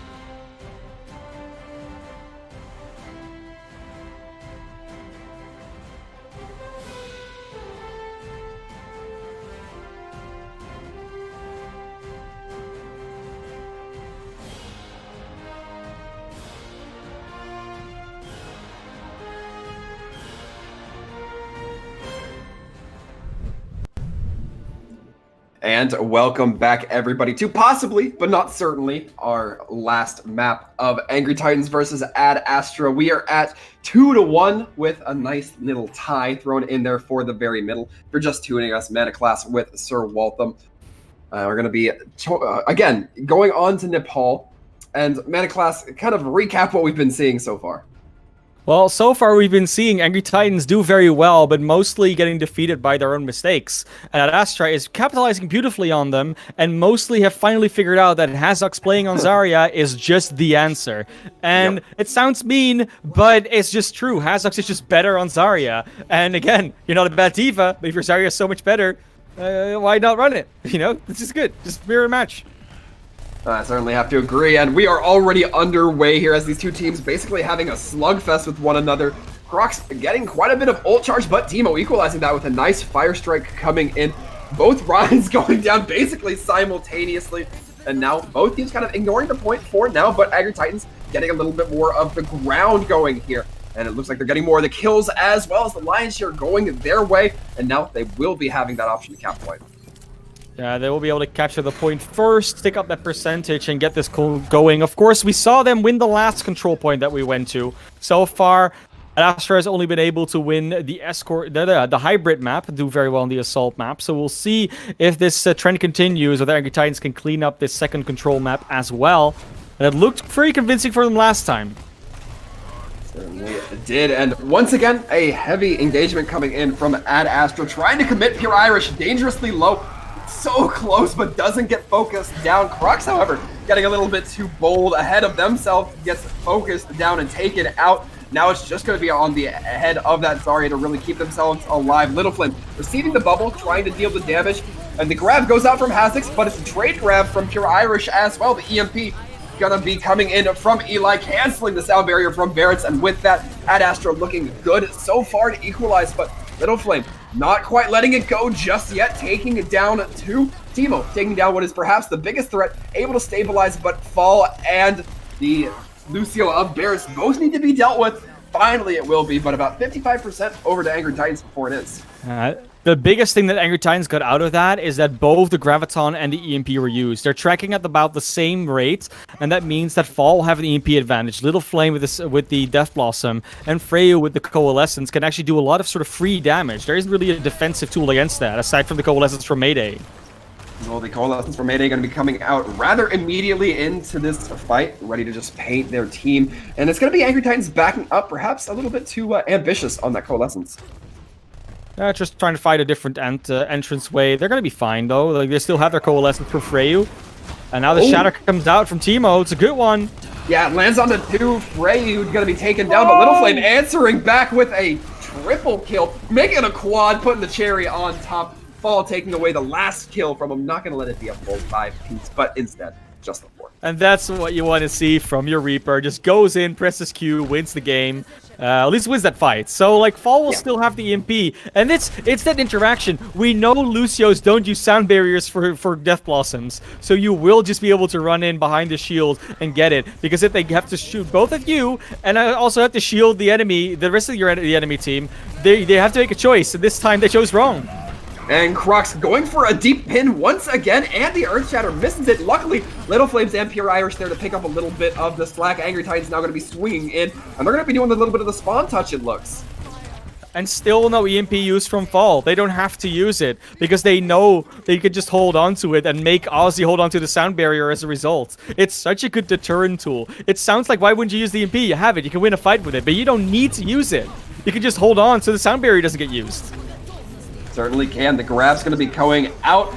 And looks like Hazik's not able to find a whole lot with it. The EMP going out lands just onto the tanks of Angry Titans. And that might not be enough here, as Angry Titans do receive a hack onto their support. But Freyu not able to be taken down quite yet. Being able to be resilient in that capacity. Little Flame getting focused on by Eli does receive a death for their untimeliness. And now Angry Titans a little bit on the back foot. They're getting pushed back, and it is going to be Astra who gets the point flip and some progress in their way. So at this point, this is really just becoming just one of those races like it's just a staring contest. That's what it is. It's just Fall and Ozzy. They haven't used their ultimates all game.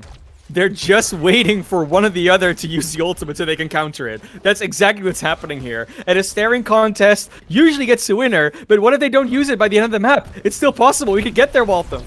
Well, the winner might just be the winner here in that case, Mana Class, as this fight goes underway. Teemo kind of left out to dry by the rest of their team and not able to get healed up or get the support from the Zarya. The damage not there. Teemo gonna be taken down because of it. Style tries to claim back 1 kill, but Little Flame really trying to put in the damage. And Ozzy gonna be finally dropping that sound barrier, but it's a little too late as the damage is there for the Angry Titans. Overtime ticks down. First point, Angry Titans. You know what Lucio having to hide from an EMP sort of amounts to? It amounts to not having speed boost. You can't disengage from the team that speed boosts at you with your own speed boost because your Lucio doesn't want to get EMP'd. So the entire time that fight, Ozzy was trying to not get EMP'd, and then Barrow says, okay, well then I'll press speed boost, we run into you and we win. And that's exactly how that fight went down. It sounds simpler, of course I make it sound simpler than it actually is. There's much more calling and communication involved, but that's like the core principle that happens there. Speed advantage in these type of rush comps, these type of brawly rush comps are so important. And the fact that Ozzy cannot use it to run their team away in the exact same fashion just means that Angry Titans will always have a positional, initiation, and just a rotation advantage. Now, as we look, we're going to be heading into the next map, and already these fights not taking any time to get started. The healing coming out from Freyu, trying to get their team healed up, trying to build up that coalescence as well. You're going to hear Eli on this Sombra trying to build up some ult as well, but already Angry Titans looking like they're leading a little bit in that, except for Teemo, who's building up quite a bit of Ryan Earthshatter up and online. Little Flame gets taken down early. This is Ad Astra's opportunity here. Little Flame and Pure Irish both get taken down. We're going to make a quick cut to point with the first cap. Time and time again, Ad Astra is able to push apart Angry Titans. And Angry Titans, it's usually Crocs that get singled out. This time you have to be Pure Irish, but it's always somebody. And yeah, we got to see that not happen anymore. I've said it before, Ad Astra is very good at capitalizing on that. So if you get pushed apart, you're not going to be able to win that fight anymore. The coalescence is coming out from both ends. Freyu managing to avoid the Earth Shatter from Teemo. Crocs, however, not so lucky. Style does focus them down with the Reaper Hellfire shotguns. And now Barrett's taken down, focused down by the shotguns of their own. Ad Astra now looking to do a little bit of the spawn touch. Interesting how Little Flame was still so far ahead in that Reaper ult charge, even though they lost that fight. That just shows how much this guy gets done. And now that they have the ultimates coming up on both teams, I mean, who's going to get more value out of them? And we're going to, again, see the EMP Sound Barrier matchup. It's going to happen again. I'm going to talk about it again, Waltham, because it's always there. Yeah, it is always a threat lingering. The EMP goes out from Fall, hits 3, meaning that there is no longer a grab on the field. Grab gets launched from Pure Irish, but this time, looks like Angry Titans not going to be able to get too much off the back end of it. They are suffering a few losses. The Earth Shatter goes out. Croc's able to sweep up Sile in all the action. Now things looking pretty even on both ends. The stall certainly going to be there from Ad Astra, who are just trying to build up as much point percentage as possible, courtesy of Ozzy on that Lucio, and they're going to drop it at about 74%. But the fight's still going here. Angry Titans still looking to push up. Little Flame still has that Death Blossom in pocket. I like that Little Flame finally learned and didn't want to like Wraith form into Hazox because that hasn't gone well in the past. They realized that. Death Blossom is ready though. They want to go aggressive with that one. Keep an eye on that. Not going to be a whole lot to respond with other than just some hard shielding, some ability cooldown usage. But the grab comes out and the Coalescence to ensure. And with that, Sile tries to throw in the Death Blossom, but everybody kept alive. Hazox there with the burn down from the Zarya ult. Quick to do the damage itself. And now Ad Astra looking to take a good possession of point. Eli trying to chase down Freyu on that Moira. Not going to quite be finding it as that Moira does have healing of her own. Freyu gets swung on by Teemo and with that point flipped over to Ad Astra. Going into last fight territory, you will not have a Graviton or a Shatter ready. Meanwhile, Teemo has that Shatter. They have the EMP coming up. Sound Barrier is not ready for either, but EMPs are, and still that Death Blossom. It could just be an EMP Death Blossom play that gets Ad Astra to drop this point, but if they use this many ultimates, they're going to be able to hold on for the rest of the map. Certainly the question that remains to be seen. The EMP goes out, but it finds significantly more from Eli. It's going to be Ad Astra who start off with the majority of the kills, equalized a little bit, but the Teemo dropping the Earth Shatter is going to help seal the deal here. Ad Astra gonna be going for it. Securing point. Overtime is gonna be looking to tick down. And with that, we're now looking at 1 apiece here on Nepal. Little Flame holding onto that Death Blossom for about 2 to 3 fights.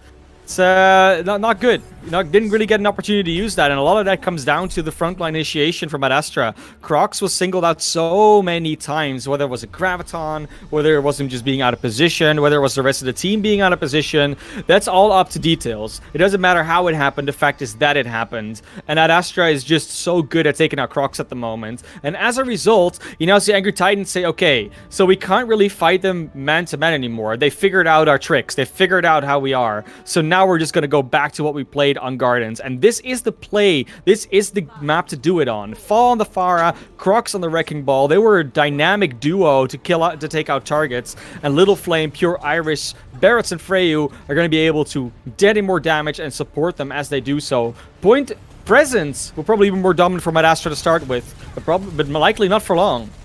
We've certainly seen how powerful that Wrecking Ball can be in the past. As we look ahead, here goes rockets rain from on high. Not finding too much damage with it, but the backup already there from Ad Astra. Mayday getting caught out immediately.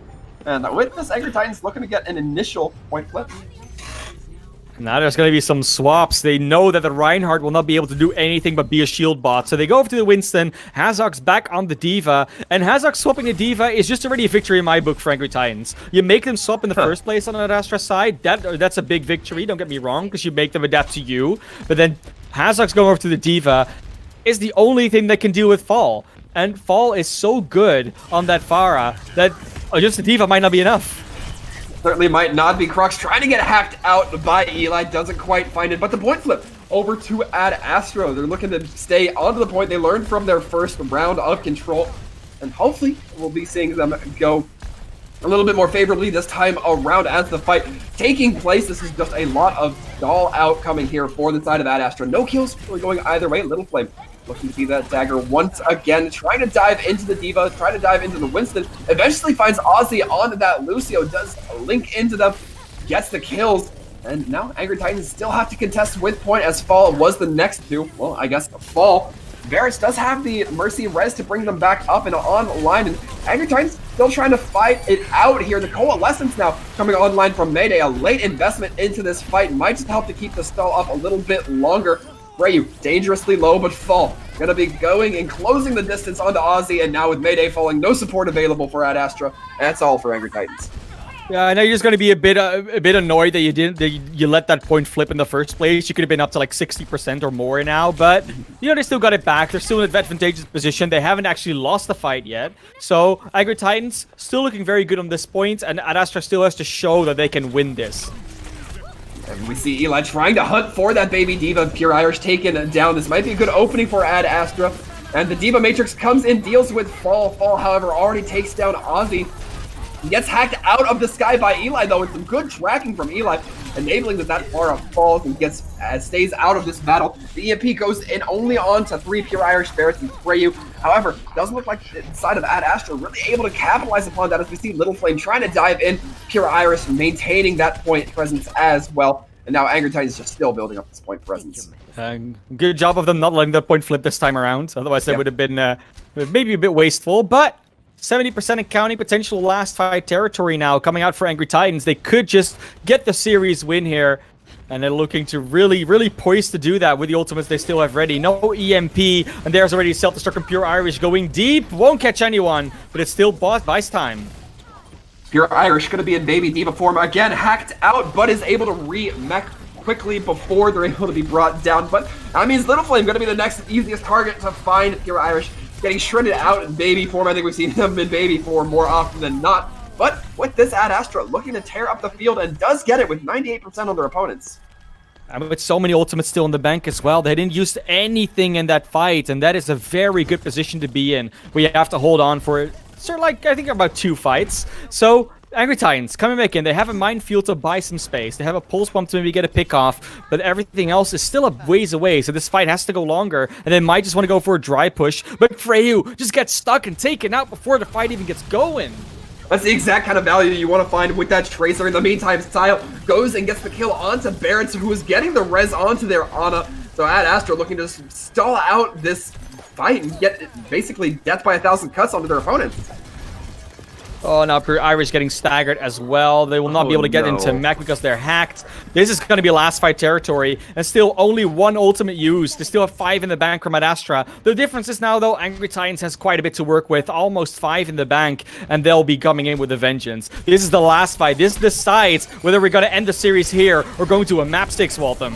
Ooh, but Freyu gets taken down early on, meaning no nano boost in this fight to start, and Fall gets burned down from the Coalescence. Barrett soon to follow. This is looking great for Ad Astra. EMP goes out, lands only on the Crocs. Eli not finding as much value there as they need, but doesn't matter. The team is still picking up the rest of the slack. Pure Irish in Baby Diva form, not sticking around long enough to find out how this fight resolves. Overtime ticks down, burns down, and it's all Ad Astra. And we're going to now a map 6. Imagine if Ad Astra hadn't kept that point. That means there's an extra fight, at least one extra fight, to drag out some ultimates and to build up some more of your own. That last fight could have not been the last fight. It could have already been the fight before that or the fight after that.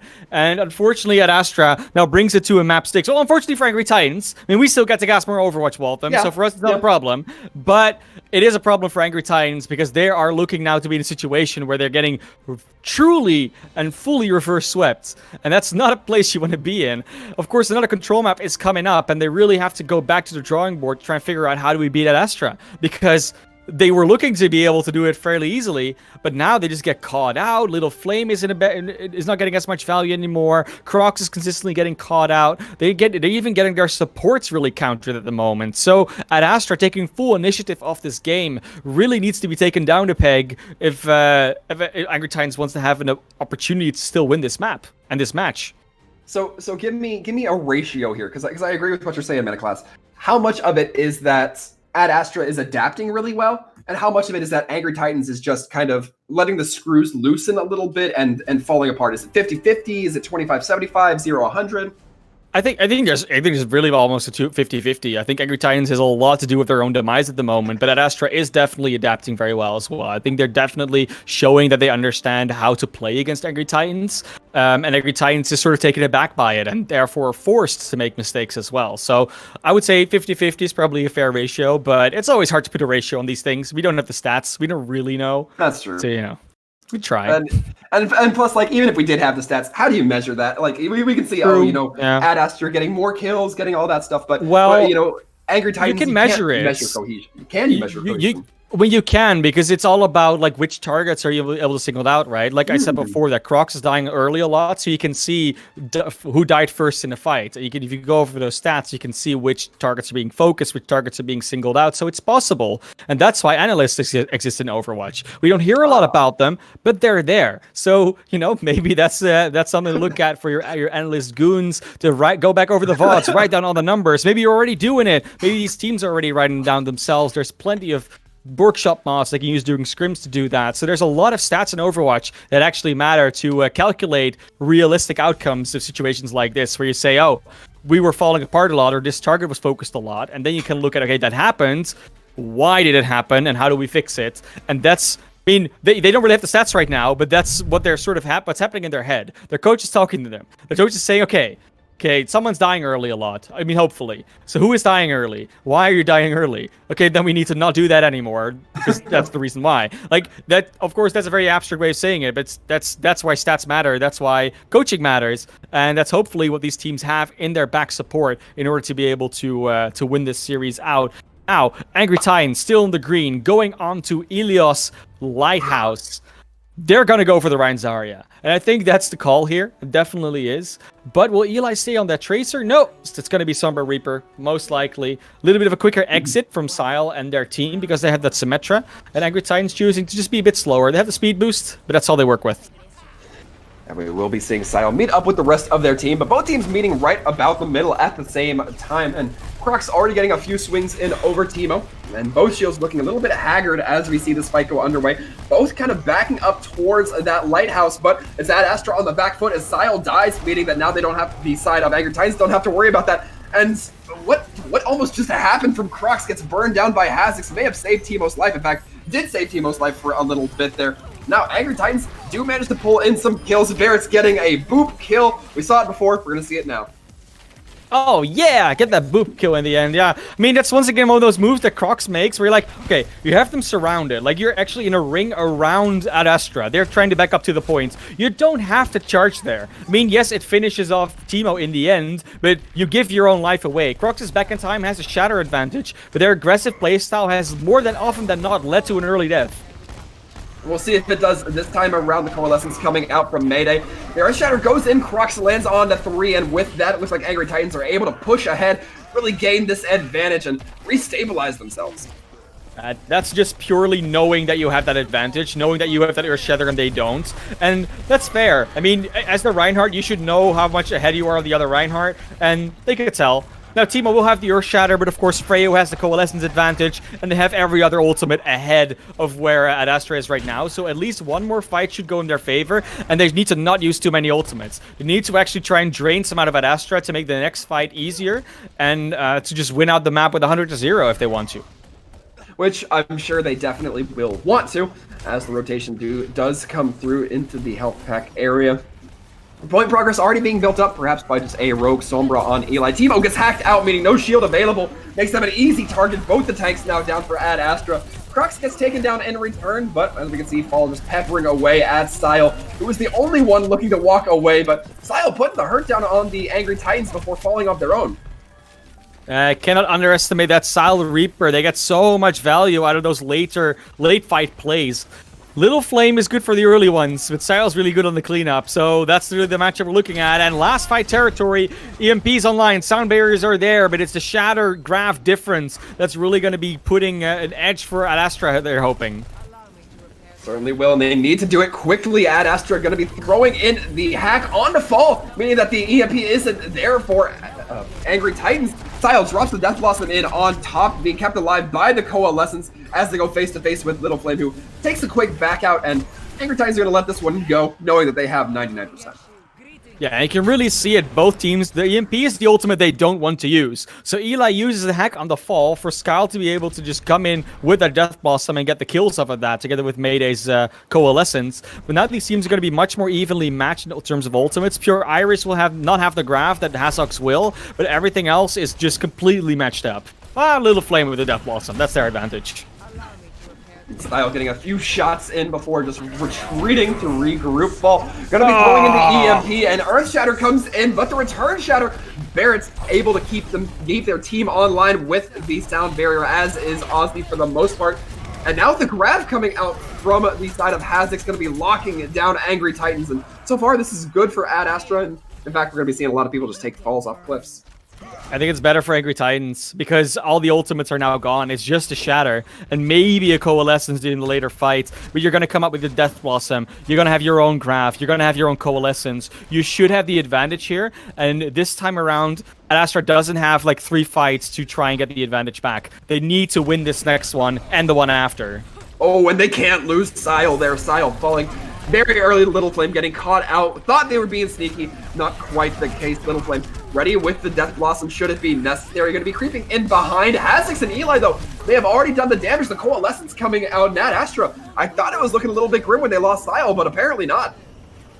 And they should have been able to win that fight, but you know what happens? Little Flame goes in and then says, no, I kind of don't want to go in now with the Death Blossom. He changes his mind. And when you make a call, when you go, you have to go, because that gives Hazox all the time to get all those kills back, to do all the damage, and the rest of Angry Titans wasn't expecting it. Certainly not a comp you can play slow against. Ozzy, however, going to be taken down early on. Eli going to be using that EMP to capture a 5, and that's going to be the go signal for Ad Astra. At least they're going to try, but they're just not quite able to catch up. Ball takes down Eli, and it looks like Angry Titans might have had the return here that they needed. The EMP goes out. Little Flame combos that with the Death Blossom. And that is going to be it. Angry Titans taking our first map at Ilios. Almost a repeat situation of what we saw on Nepal Shrine, but crucially, this time around that point didn't flip in the meantime. You see the difference? So you see that one? Have we talked about it before? Yeah, it's exactly what happens.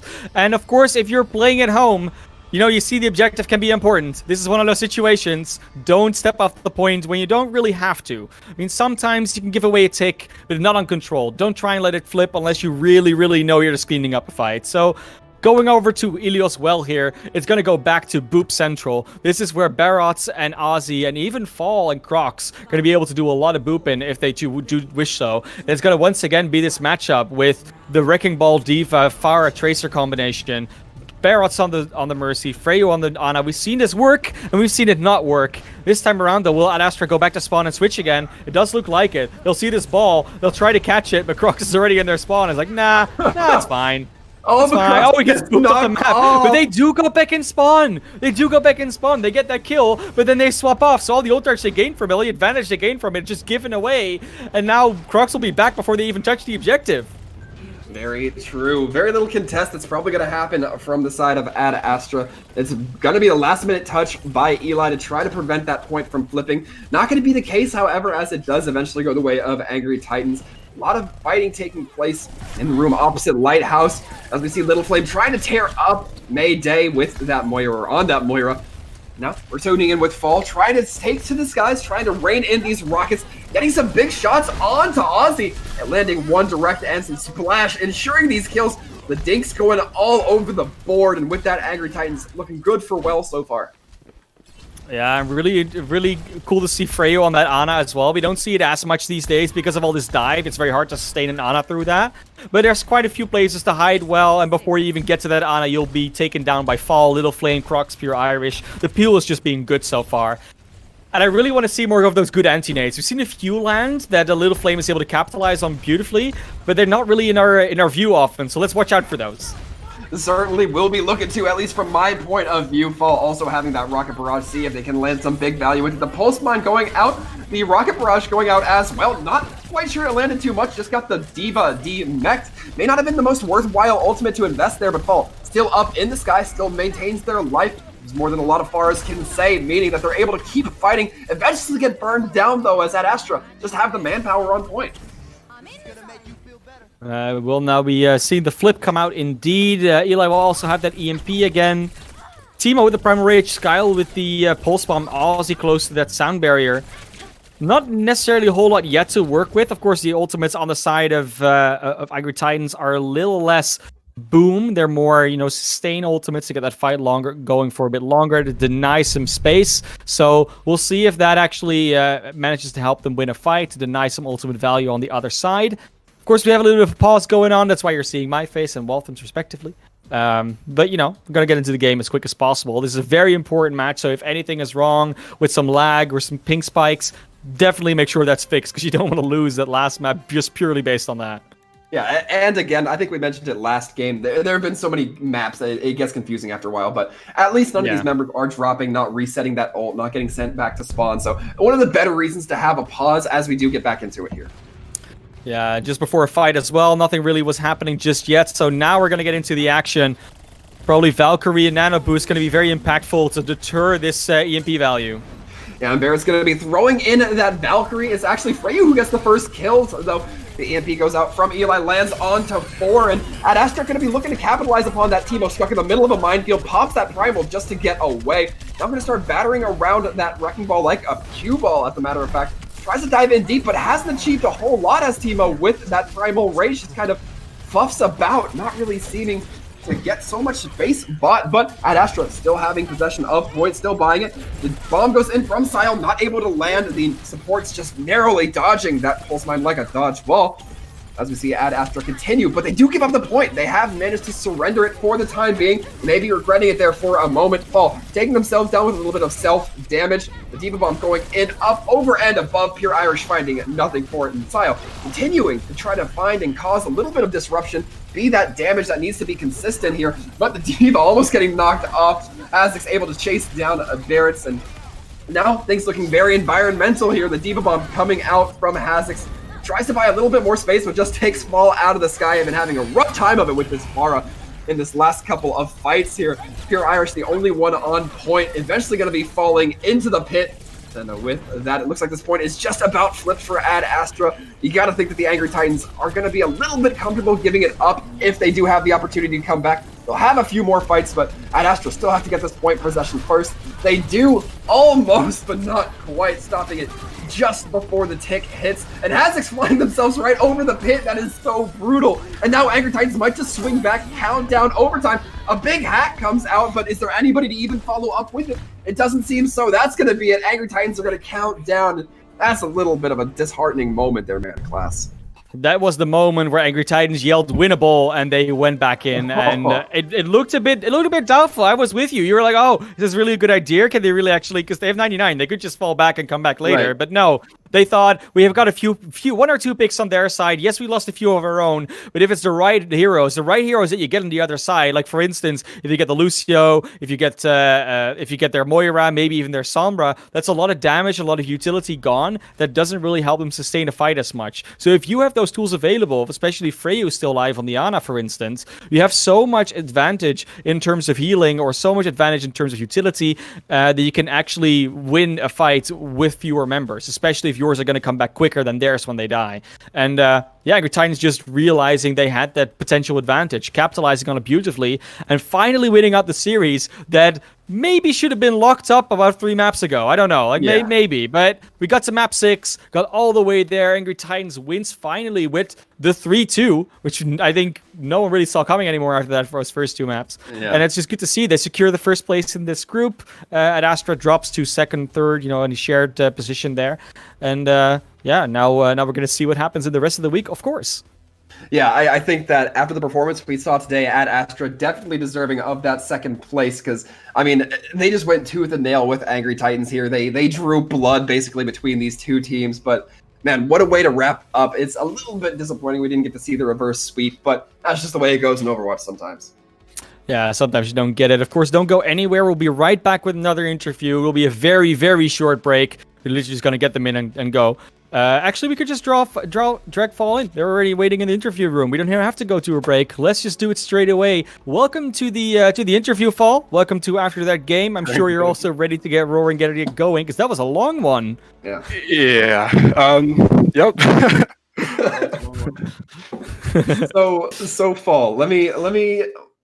I kind of want to address what I think is like the elephant in the room here. Ad Astra just had a streak where they were looking, pretty good over you guys. The scoreline obviously shows that. How did you guys recover from that and get back into the game on Ilios? I think my team was just too OP, to be honest. I was kind of inting like both Iconvalid and Nepal. I was kind of inting I was getting pressured a lot, really hardcore focused. And then, I think my team is just OP. And on the last map, we just agreed that we're not going to fucking lose. Oh, sorry. We're not going to lose. And I guess we didn't. Yeah. You really got close there. What we saw happen a lot is that, especially on Nepal, there was a very, very fun interaction where both you and Ozzy on the other side just basically refused to use your ultimates for the entire stage of Village. We know the interaction between the two. Was there anything specific in comms going on about that, or was it just like, I'm not going to use until he uses? Yeah, so the last few maps, especially in Iconaut, I beat it a lot, or I impede a lot without getting the beat. So on this map, I was like, okay, guys, Lucio is literally not playing the game if I don't EMP, so I'm just not going to EMP. Maybe it worked out. Yeah, it did. So, but no, it's just so annoying because it's such a weird way of playing, right? Because no one can really play the game because they're just waiting for the other guy. Yeah, I agree. Yeah, a weird moment of a rock, paper, scissors there. Metaclass, you have anything else? No, not really. I mean, I know that there was a lot going on this series. Of course, yesterday you had the win against Young and Beautiful. That must have felt very good. I guess you guys feel pretty confident about just closing out the trials week with just all victories. I think the team we're mainly looking towards right now is the Ultimates because their roster looks really good. I know they lost to Yep, but I don't think Yep played their best when we played against them. And also the map we played against Yep were like the only maps we have actually practiced. Okay. But I think, we've been a team for I think we played 6 or 8 scrim blocks. So we haven't really gotten around to the entire map pool right now. So we're just taking it step by step right now. And the Ultimates are looking kind of good. Yeah, definitely. Right. We saw him just now, so we know exactly what you're talking about. Yeah. Well, with that, Fall, I think we are about ready to wrap it up here. We'll let you decompress. I know that me and Manic Class certainly need to. So before we let you go, you want to give any shout-outs to anybody? Just shout-out to all our fans, and thanks for supporting us. We know we made it a close one, and hopefully we can make the next series a bit more convincing. And just remember to stay angry, boys. Well, fantastic. Once again, thank you very much, Fall, for joining in with us, answering a few of our questions and all that fun stuff. But congratulations on your 3-2. Yeah, thanks. And with that, man of class, I do believe we are about ready to wrap it up, put a nice little bow on our presentation here for Monkey Bubble. Would you like to do the honors? Yeah, I mean, Monkey Bubble, support us, follow us. We're gonna have the Banana Brawl coming up. Coming, guys, but that's not yet. Just see it on Twitter. It's a beautiful announcement. Monkey Bubble O is a Twitter to see that on. But for now, we're obviously going to give you a good night, and we'll see you in the next one. We'll be back tomorrow and Saturday and Sunday, because that's when trials are still on, and we'll see you hopefully in the chat. We feel the shout out, but of course, stay healthy, stay safe, and be friendly to everybody.